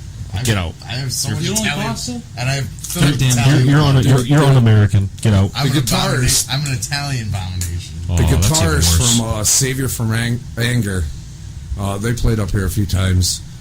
He's like right off the boat from Italy, man. Like the accent and everything, man. It's awesome. He's a really cool dude. Awesome guitar player too, man. Awesome. He was telling us all the horror stories about customs.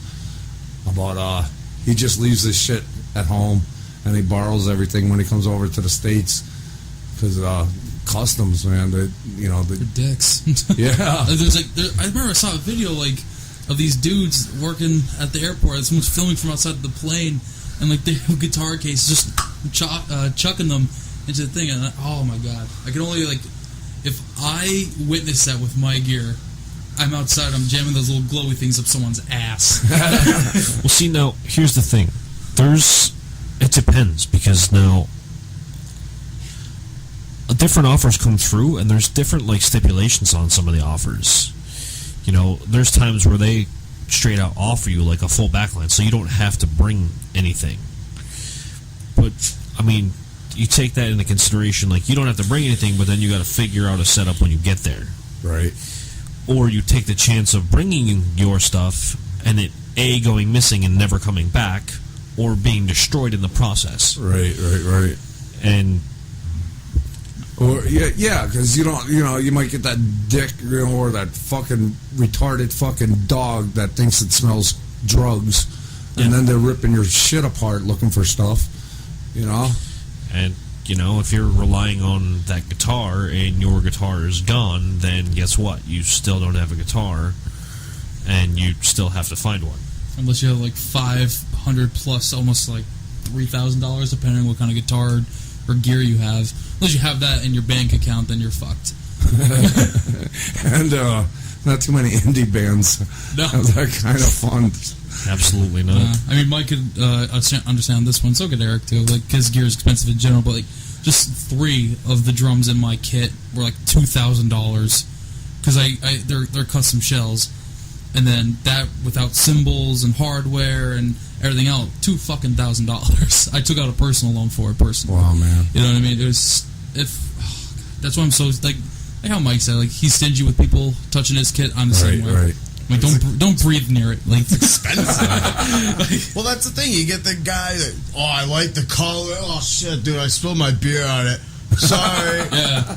Sorry, well, It's like- $2,000. My bad. Like, And that shit adds up. It's like, like, I've had random people, like, when I set my shit up, like, because most of the time I'll put a pair of sticks on my snare just so they're there. Then I have 2 other stick holders. Like, I've had people, like, walk up and grab a stick and just start hitting my cymbals. Like, that's a fucking $300 cymbal. Yeah. I'll kill you. especially if they don't know the value, then they're fucking like, yo, that makes the coolest fucking sound. It's like, it's a fucking... Your head is going to make a there. fantastic sound when I bounce it off the ground a couple times. Moral of the story is, don't fuck with musicians' gear. Don't be that guy. Yeah. And there's always that one fucking drunk guy that's gonna walk into the monitors. And It's always at the wolf pub in the pits. Always, the monitors are right they're there. I right see there. the bodies flying. I'm like, no. I got one for you. Seems like I have always got one horrible fucking You got thing. several. I've so drunk person. We're playing backwoods West Virginia. Get there, it was us, a band that's no longer, well, actually both bands that we played with are no longer bands, but they're 2 phenomenal bands. And get there, setting up, chilling. I'm doing my thing. I put myself in the back corner, like, so as nobody can bother me. I just wanted to get my drums set up. It was a small little place. Like, we were going to even be put in a compact spot. So, like, there was, like, the bar room with this little area for the bands, and then there's this other room where you're supposed to set up your merch, and, people are coming through that way. So they gave me this entire corner myself. Cool. I can set my drums up. Nobody will bother it. So as I'm setting up, this girl comes in. It's my birthday. Oh, happy birthday. I'm sorry, I need to get back to what I'm doing. So then she goes to every single merch thing. It's my birthday. Well, happy birthday. Like, no, we're all broke. We're not going to give you some random person we've never met before our shit. Right. Sticker. Here's a small little pin the size of a dime. Happy fucking birthday. Yeah. But, like, so now this lady continues to drink, and now at this point, like, what the amount of people should have been in that place, like, probably fire code wise, was probably like 110 tops, and there was probably about 160. Oh wow! So it was rough. So now I have to get my drums out of one room after the first band is done and get them through this crowd to this area. So now I'm bringing rack pieces with everything on it, with drums on it, with cymbals on it, and this woman is standing in front of me. It's my birthday. Lady, I don't give a fuck what it is. If you don't move the fuck out of my way, I'm going to run you the fuck over. And finally some person just came and, like, moved them. Now, we use full isolation earpieces. I can't hear anything that I don't put in my mix. We're playing, and I can hear this lady screaming about it's her birthday. Like, for a half hour into our set, I'm finally, like, I had a moment where a stick broke, and instead of going like this, I kind of did one of those as hard as I could. and I missed her by about half an inch. Did she get the hint? Not real. Well, the guy she was with got the hint. I have a similar story to that. It does involve me chucking sticks as much as I wish it did. Before it became a quintet, it was just the four of us. We didn't have merch, nothing like that, so the load was usually just gear and maybe like a small suitcase full of CDs. And so we played in Puffcella, which is down like Pottsville. We played at this bar, not very big. Put it this way, we had to set up in the fucking kitchen and outside. Yeah. But I mean, like I said, we'll fucking play anywhere. I would have been sold on that. Leave me in the kitchen. Grab some fucking pickles while you're setting up your shit.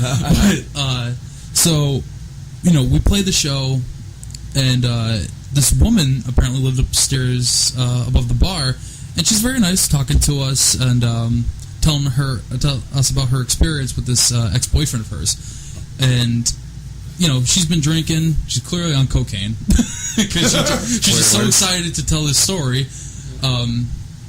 And so, we're just being polite, and we went on stage. Afterwards, this woman who was talking to us, she was hoping to sell CDs and everything. But this girl that she was telling the story about, I guess her ex-boyfriend's now girlfriend, her name was nicknamed, like by everyone in that bar who knew her, was Drunk Kelly. So clearly this woman has a reputation for being a heavy drinker. This woman, I wish I could paint this picture for you, she had black hair, a pink crop top, clearly he's had at least a dozen kids. Wait, what was her name? Drunk Kelly. I probably did her. Gross. She had white capris on that were like skin tight, and she's doing the Miley Cyrus twerk to the last band, right? So at this point, we're just standing there like not knowing what the fuck to think. So she comes over to my vocalist and brushes his hair away from his eyes, and he's like, "Lady, please leave me alone." Me, I didn't care. She comes up to me and she goes like that to me. I'm like, "If you don't fucking stop touching me, I'm gonna rip your goddamn gums out of your mouth." And then she said something to me, and I'm like I gave her the finger so she could see it. I turn her away to look at my vocalist to see if the guys are seeing this.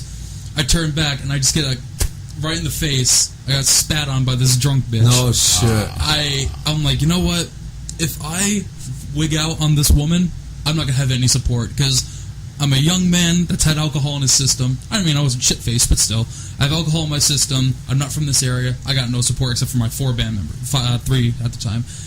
So I went to the bartender and I'm like, "Do you own the bar?" And she's like, "Yeah." I'm like, "Okay, have you ever had a murder in this fucking bar? Because it's about to fucking happen."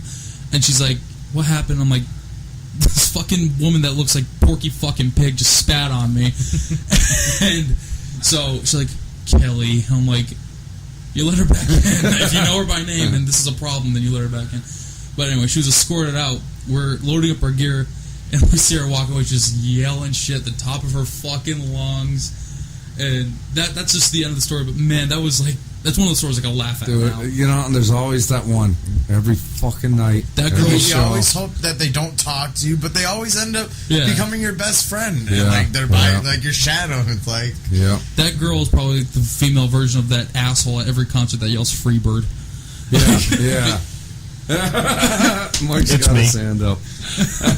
It was me. Oh, every fucking I don't care. Different crowd. There's Same always fucking people. You get a fucking Wiggles concert, and then you hear some asshole "Freebird." Nah, fuck you. The song's called "Fruit Salad." Oh shit. Oh my god. Imagine if there's like a hardcore, like a metal Wiggle show, like what the frontman would say, like, "This next song's called Fruit Salad. I want to see all you fucking kill each other. Like, open this shit up. When I say cherries, you fucking go nuts." Like, you just see people throwing down, all here's blueberries. no one stands still for this. This is Fruit Salad.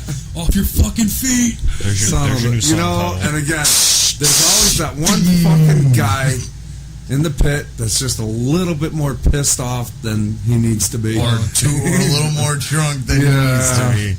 Has a whole fucking can of Pringles chips on his shoulder. yeah. Son of a bitch, you know? The rock star life, right?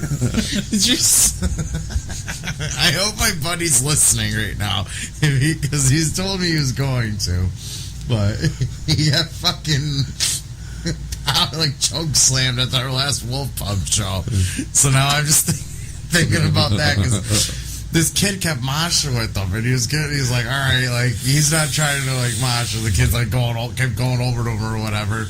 So he's like, fuck it, I'm gonna mosh with the kid, and he starts falling back, and the kid turns and looks, and fucking like full Nelson slams in the middle of the Wolf Pub, and like out of all the people there, like only 3 people I know like seen it. It's like I'm asking all of them, I'm like, yo, did you see Evan get slammed? No, I'm like, did you see Evan get slammed? I'm like, oh, that just triggered my memory of that, because yeah. Oh Jesus. Oh, what the fuck were we talking about? I don't even know. I'm talking about fruit salad. Drunk bitches and Fruit salad. Like, where can we find Behind the Gray, man? BehindTheGrayMusic.com, YouTube, Snapchat, Twitter, any social media thing currently available. Is Reverb Nation still a thing, man? It's there. It's not like it used to be. Yeah, it's not like people go on there to find the bands. Like Reverb Nation for me now, like I'll get a notification and it'll just be Reverb Nation posting on our Facebook page for us. It says Dreamers Like Us has a show at so and so and so at so and so and so. That's the only thing I really see out of Reverb nowadays. I like that though, because I don't have to post. Yeah, I know. It'll come Fuck, I out got caught up at work. Fuck it, Reverb's got my back. You need to get what the hell is it? MySpace. That too. Yeah. There is some MySpace. Music's on Spotify, Apple Music, iTunes, pretty much anywhere you can find music. MP3.com. There's a huge ass list. I mean, search the band name, pretty much everything will pop up. Everything is on the website. All the links to everything is there. Yeah, that's all I got. Eric, how about you, man? Good. You could find us pretty much almost verbatim where he's saying we're on Spotify, we're on iTunes, Google Play, YouTube, Reverb Nation, Bandcamp, Facebook, Twitter, Instagram. I'm the one who does most stuff with that, so shoot me a message and say hi. I'll be sure to talk to you. Oh, I definitely am now. Okay. I hope he messages me right now. It's getting dirty in here. But yeah, pretty much most social media places. If you Google us and if it doesn't come up with Dark Souls or Destiny, then that's probably us. Cool. Gigi, how about you, man? Like the answers before, Facebook, Instagram, any music site really, like Apple Play, iTunes Music, Spotify. What else? I don't think we have a Twitter. But that's, I don't think any of us really fuck with Twitter. Yeah. You guys definitely have like that link on Pornhub though. Yeah, I'll find you that Pornhub link. It's just, I would love just make a Pornhub account and just when next time my band we decide to make a music video, it'd be 5 guys caressing one white beauty or some shit like that. That doesn't make any fucking sense. It'll just be the 5 of us playing sad ass music. I was never gonna give you up.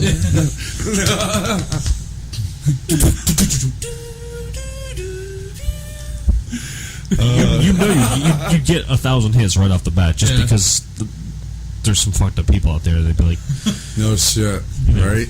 That shit. I've been spitballing the idea to them we should just dub our song over fucking 2 girls fucking. That's our music video. No shit, dude. That would go viral. It's not going to get seen. No, it would go viral. It would go viral. It'll be the people that actually take the time to make a Pornhub account and should give it a dislike button because they can't hear anything, just the music. I'm sure everyone in this room at one point has gone on pornography websites. I've never. I mean, me, I haven't because I'm a child of Christ. Just kidding. That's why my phone runs slow. But That's what mine's like private. you see, like the people like they dislike and throw thumbs down on videos. I'm like, fucking really, dude?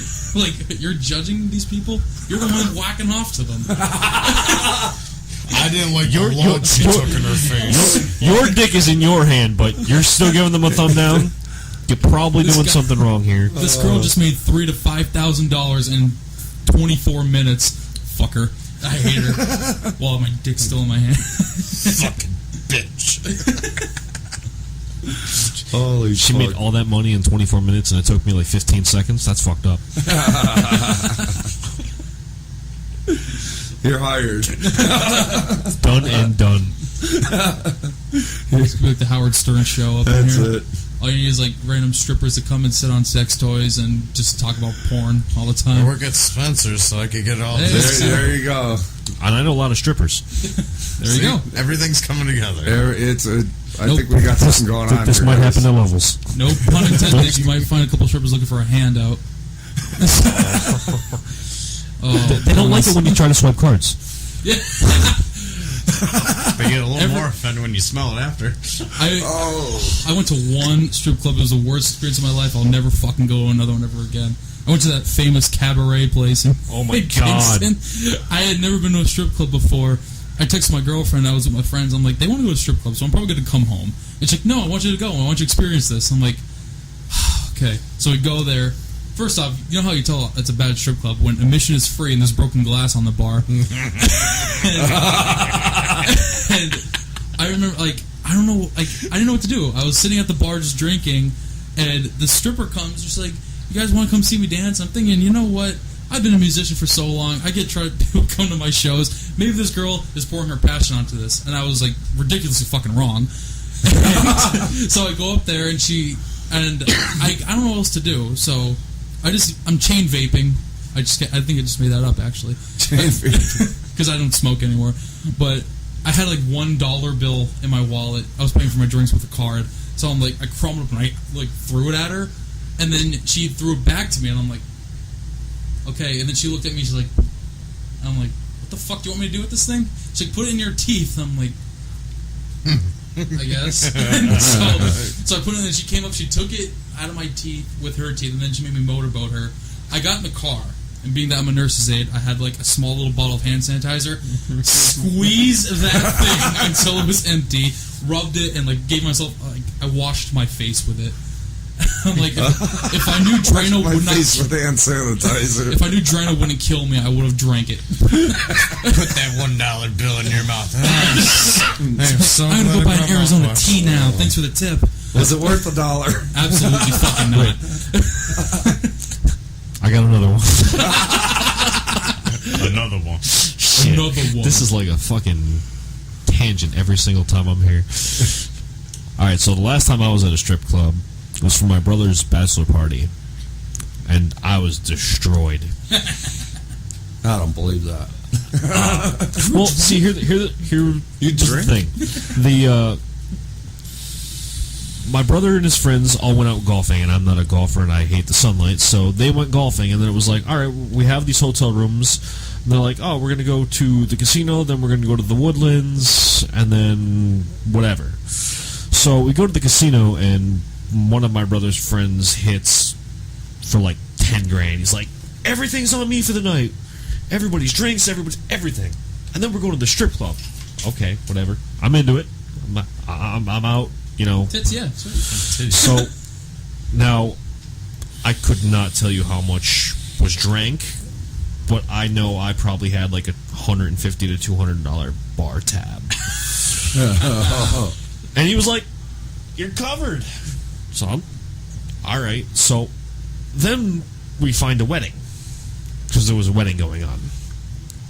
Apparently we knew the wedding, so then we crashed the wedding and started drinking all their booze.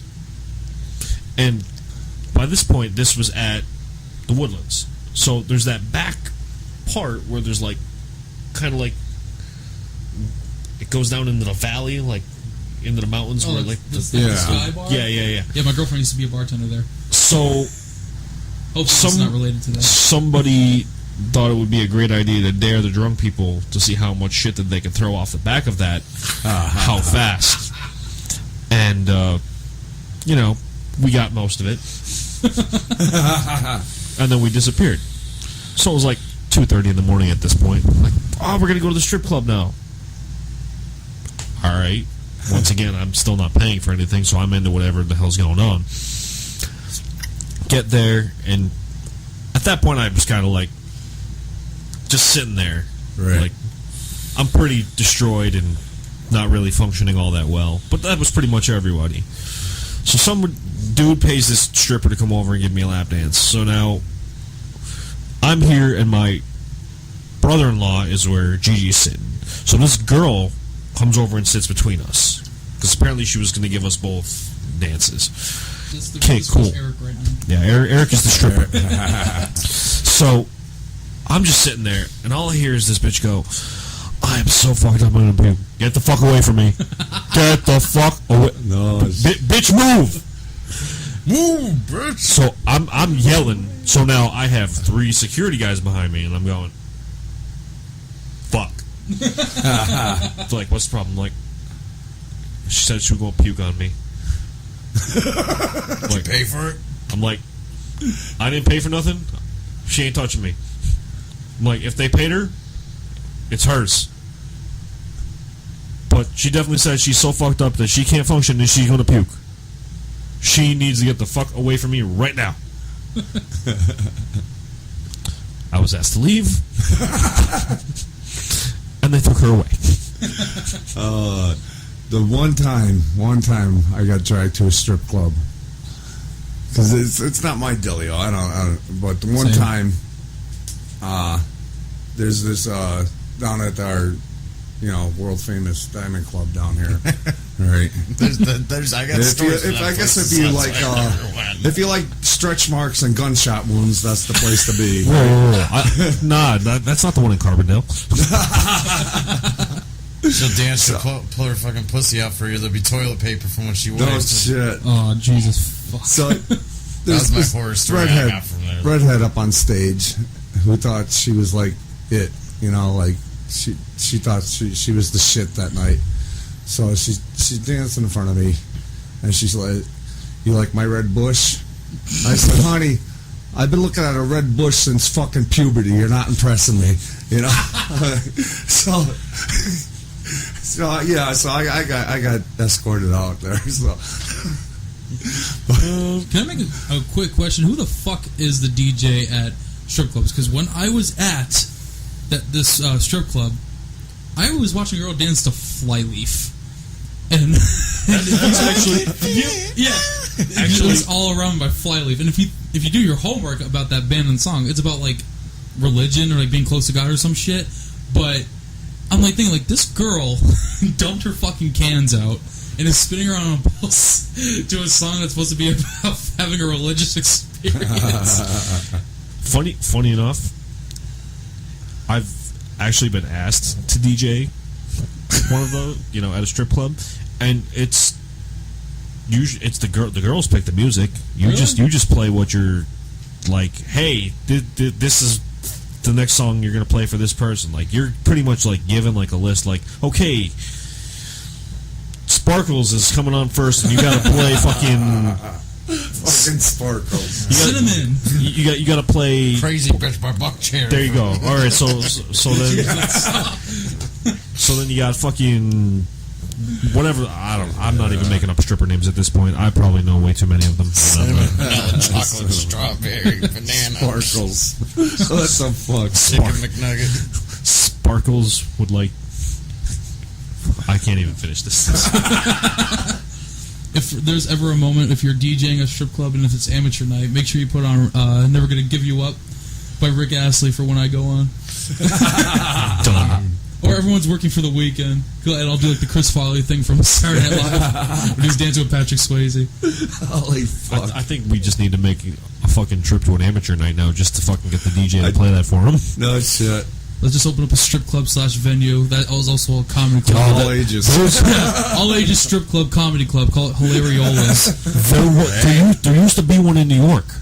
A comedy strip club? Like, you would play with the strippers around Lucky you. 13. Oh, that would have been sweet. I don't remember, but it was horrible. Okay, never mind. I mean, it was good, but it was horrible. Because you don't want to pay attention to playing. You want to pay attention to strippers, like, next to you. It's like, oh, when do I come in? Oh, dude, look at the fucking tits. Oh, shit. Now, probably, I'm going to say 2005. Another fucked up thing that I've done, To the list. I used to have quite the collection of, like, miscellaneous girls that I knew, and then, like, it turned into, like, all of my band members. So I used to control everything from a computer. Like, sequencing and shit like that. Nothing crazy like it is now, but it was like interludes and shit like that. So I was like, well, fuck it. I have all these pictures. Like, I'll just set the screens. Like, I can set the song to start, and then as soon as the song's done, the screensaver is going to pop right up. And I didn't always put it on, but, like, we just set it as every single picture of all the girls we knew. So we're playing out in Du Bois, out near Pittsburgh or whatever, and it was like a dead night. It was like 20 people. So I put it on, like, instant. So, like, we're playing and I'm watching. So now, like, my guitarist makes his way over, then my bassist and my singer. So now the crowd is then like, what's good? Why is like the band going from, like, here to, like, the corner and just standing there, like, playing, doing what they need to do, but they're watching something over here. So then you start to see, like, 1 dude, 2 dude, 3 more, and then a girl comes down. And it would have been fine and dandy, but her picture popped up on the screen. Oh, no shit. Yeah, that didn't go over well. No shit. It wasn't mine, though, so one of my other bandmates got in trouble for that one. Wow. But that was the last time we did that. Oh, dudes. We're almost out of time. Levels. What did I do here? There we go. That was kind of... That was freaky. Hey. Yeah. So anyway, we're almost out of time. Levels next Thursday, Behind the Gate, Traverse the Abyss, Dreamers Like Us, and Inner Temple. Inner Temple. All ages. Should be a killer show, man. Gonna be a good time. Like I said, come hang out. All the bands are stupendous. And whatever you do, don't buy me a drink. I'll totally be pissed off if you come and supply me with a beer. Don't fucking do it. All right, so we're gonna make this a better deal. If GG wears his torn pants, you can buy him a drink. I'm trying to use reverse psychology. I'm trying to help. And trying to get me wear my giant crotch rip pants. Listen, the ladies will love it. That's true. Or the dudes. As a drummer, I love it just because I have like a vent for my thighs and balls and dick to breathe when I'm on stage. So at the end of every show, I play a tune called "Middle Finger Up" from Blue Felix. There it is. And you guys have partaked in this before. We're gonna have Juji join in the tradition. So, and every week, what we do is we dedicate the finger to someone or something that's pissed us off the week before. So, Mike, we'll start with you, man. Who do you want to dedicate the finger to? Shit. Sparkles, the fucking stripper. Drunk Kelly. Yeah. Eric, man. Idiots that go to my store. They make my day And don't clean the toys afterwards? Yeah, and try to return it. Try to return used toys. What do you mean it's a health violation? It's been in you. You can't take it back. Yeah, that glob of brown shit or whatever's on there, yeah, that's kind of self-explanatory. So, fuck you for making me deal with this. Oh, fucking Christ. I couldn't even imagine. Gigi, how about you, man? It's a whole lot of people. I'm just trying to think of like the one that deserves it the most. No, not you.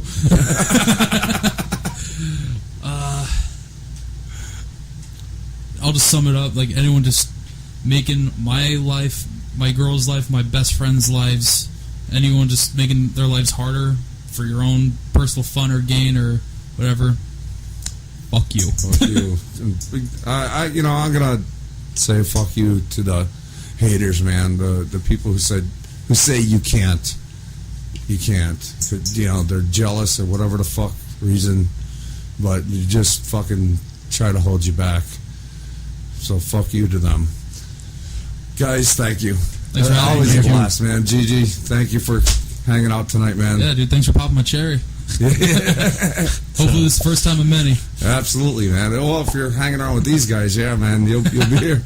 They're always there. We got a dinner menu. I've lived down the street. I really do. We get a dinner menu every now and then. Right? All right, gang. I'll be back next week. As always, be safe, stay well, keep it metal. Blue Felix, middle finger up. See ya.